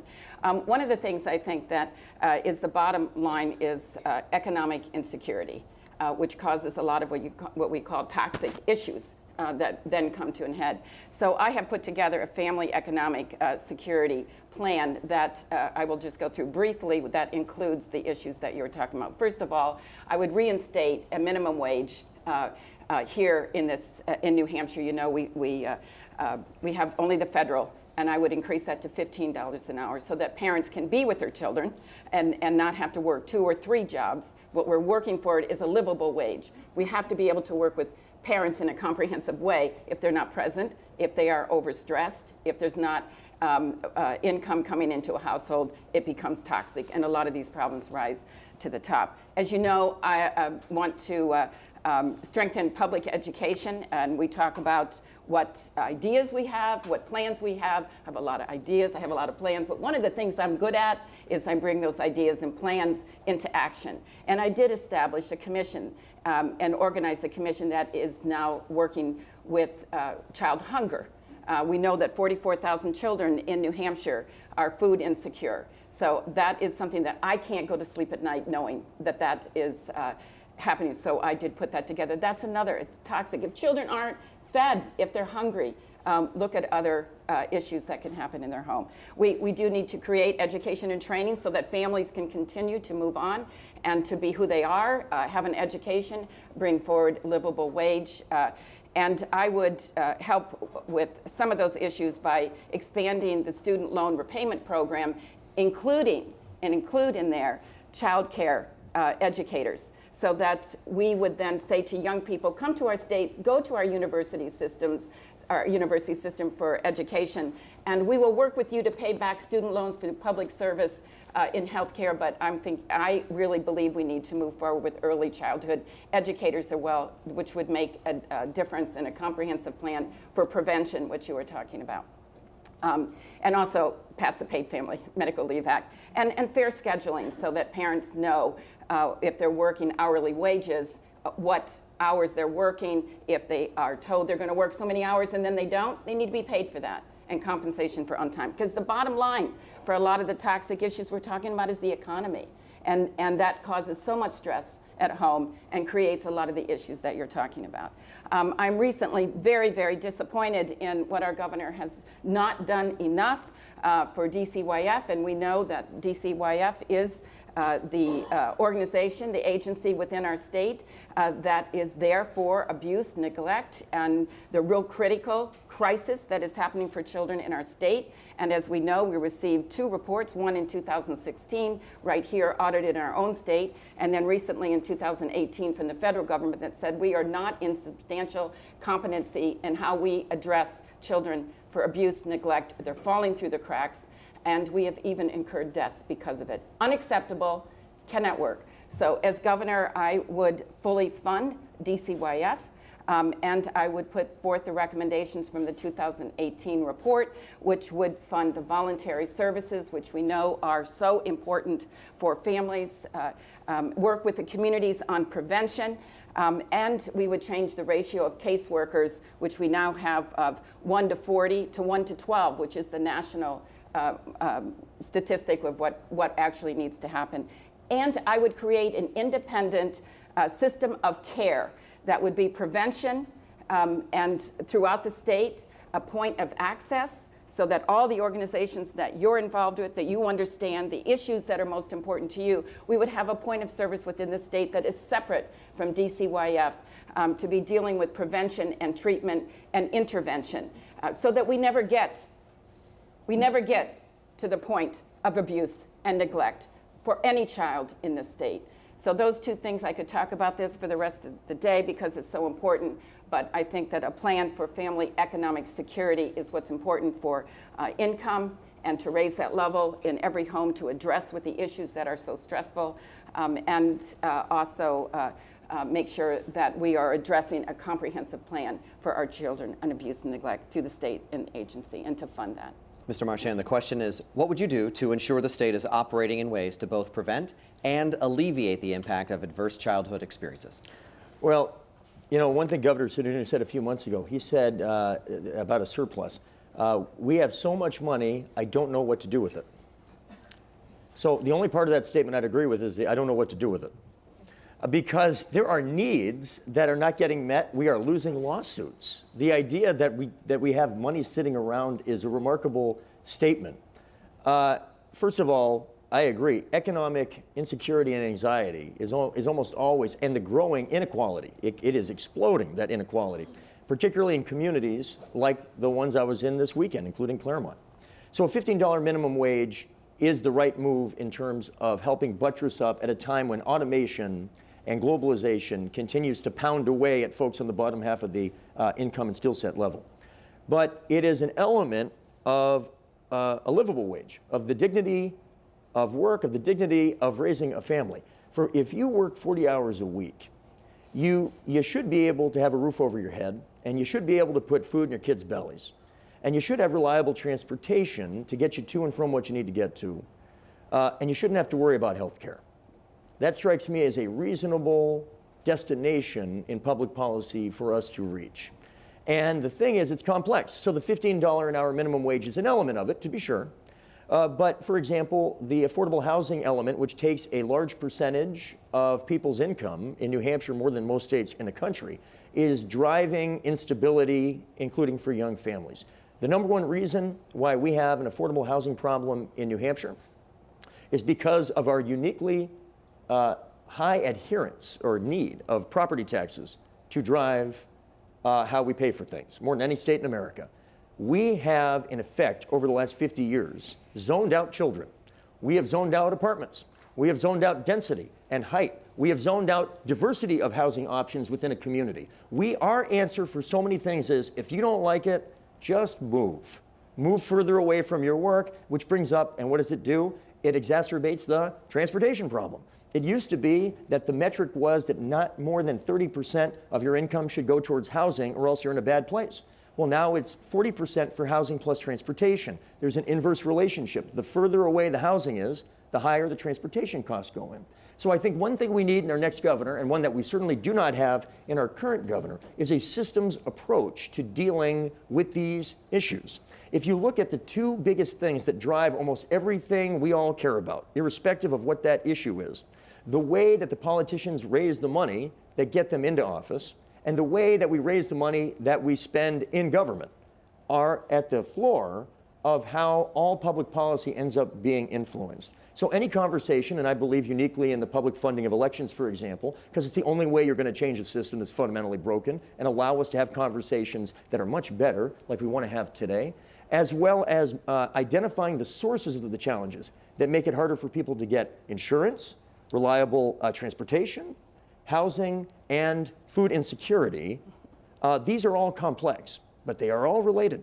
And we have to look at it that way in public policy over the next 2 years. I tell folks, to close up on this point, I have to govern, in order to ever get a second term as governor, I'm going to have to govern like I don't mind being a one-term governor.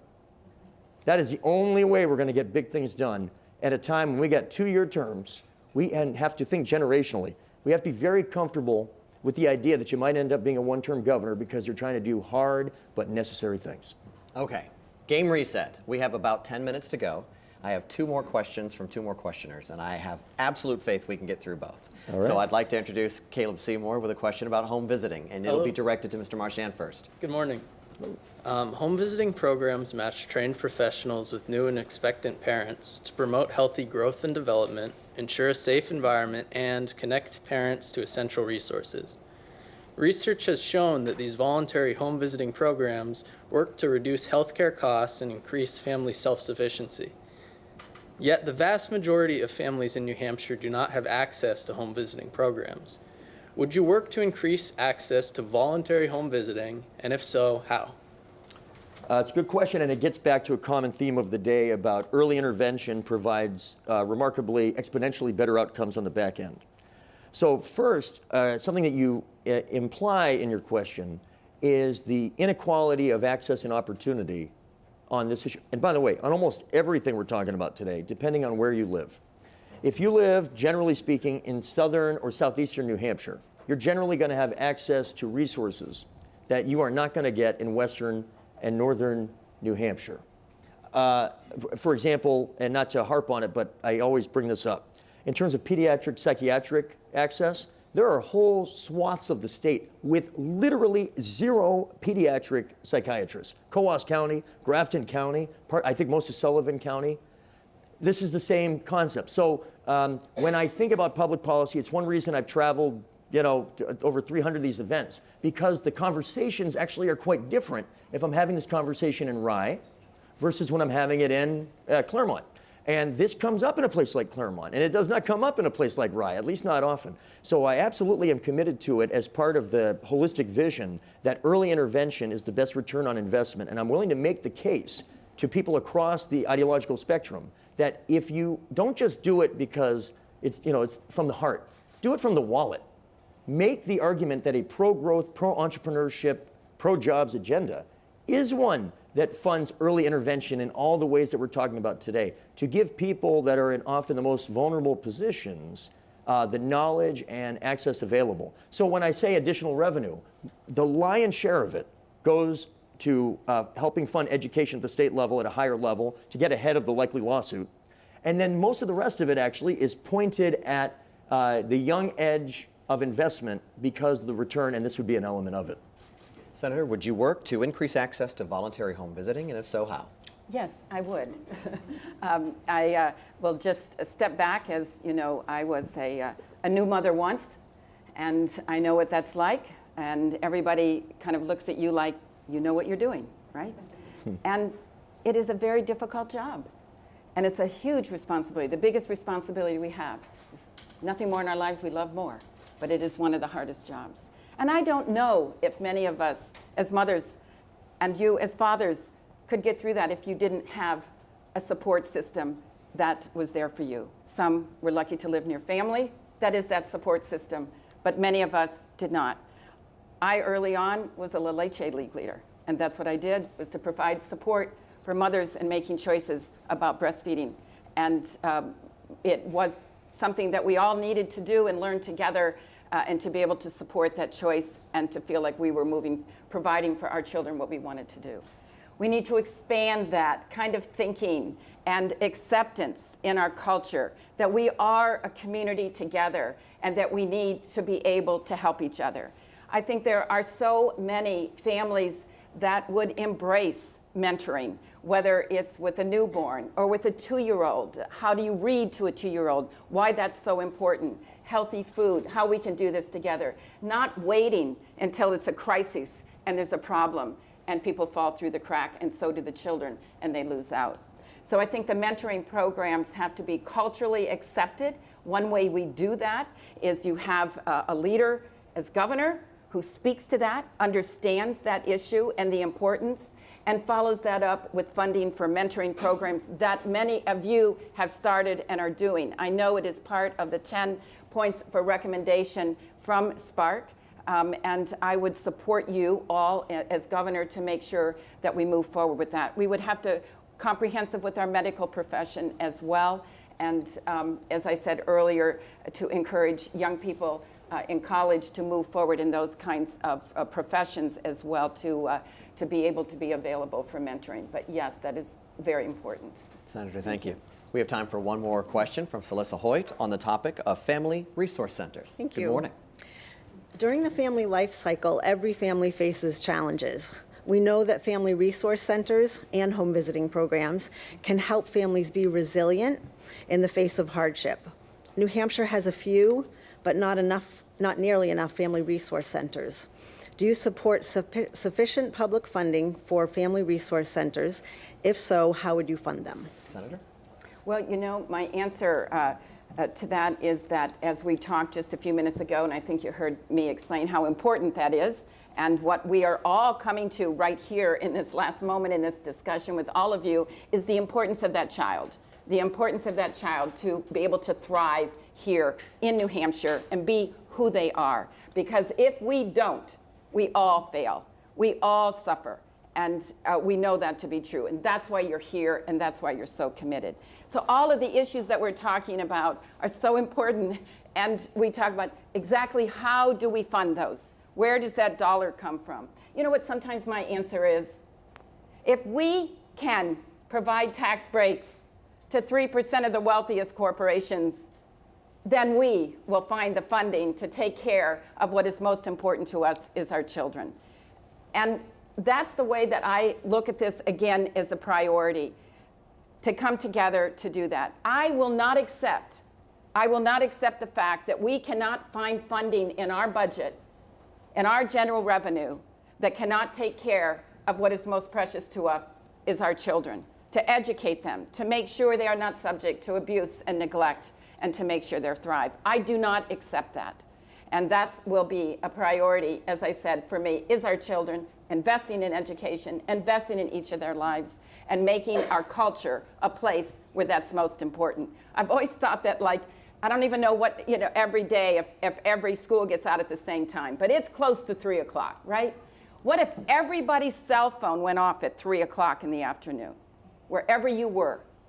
Because then we would stop and we'd say, whatever we're doing, however hard we're working, why are we doing it?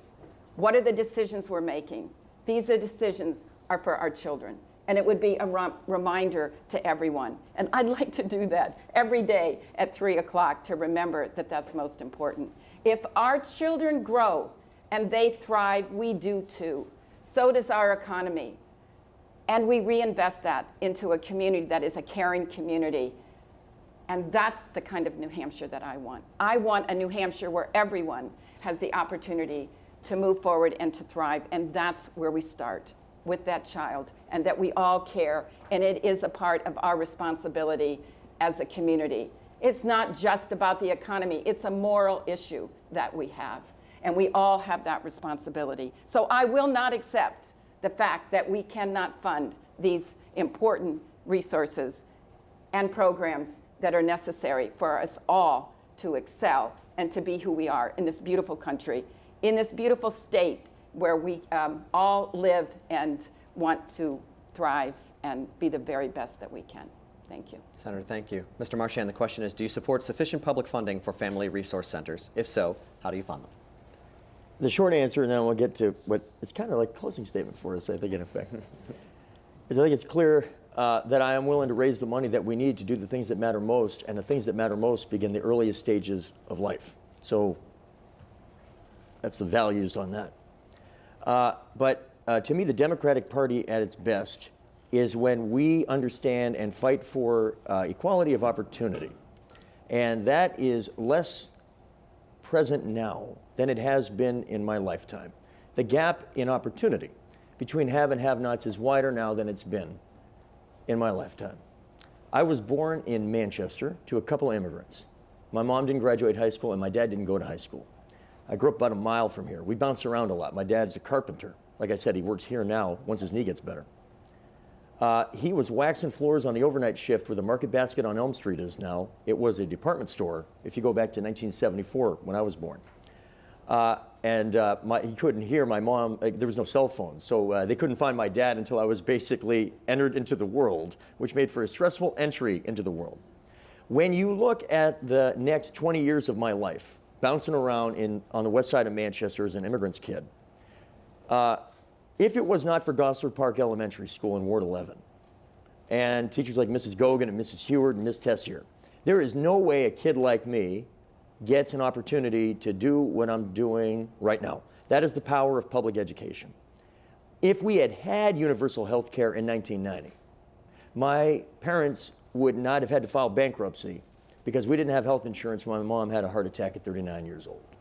That set us back for years to come.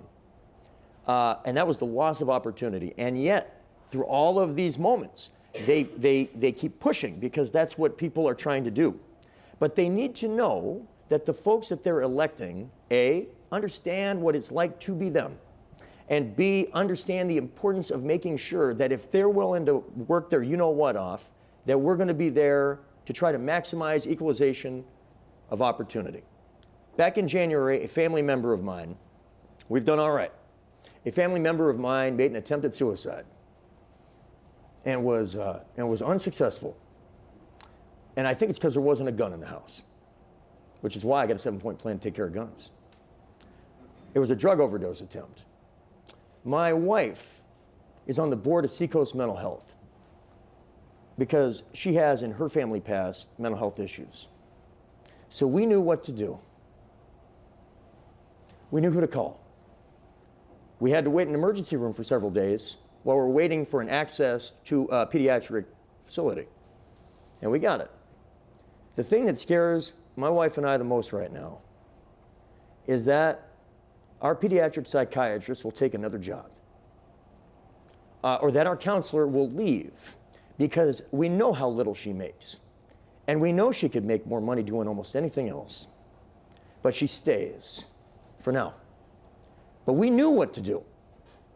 We were well enough off with enough information to have the opportunity to do something about it. And I know there are a lot of people who don't have that opportunity. They don't have access, they don't have the knowledge base to know where to go. There are a lot of folks that, when they were born, their dad was waxing floors on the overnight shift off Elm Street in 1974. And if it is not through the grace of God and luck, I do not get the opportunity to know what to do when the loved one in my family suffered through a crisis that we're still battling right now. If I do nothing else as governor, I want to communicate to the people of New Hampshire that the next governor is somebody who understands that they know what it's like to be them and will do whatever it takes to make sure that they have the same amount of opportunity that through the grace of God I have had in my 44 years of life. And what you guys are doing is an integral part of how we get to that day to make this the best state in America to start and raise your family. That's what I want to do as governor, and that's what I'm going to do. We are out of time for our gubernatorial forum on young children. I'd like to thank our questioners for your questions and input. Thank you to our many sponsors for helping put this together. And most especially, I'd like to thank Steve Marchand and Molly Kelly for their time and their passion and their service. Thank you very much. Appreciate it. Thank you for your time.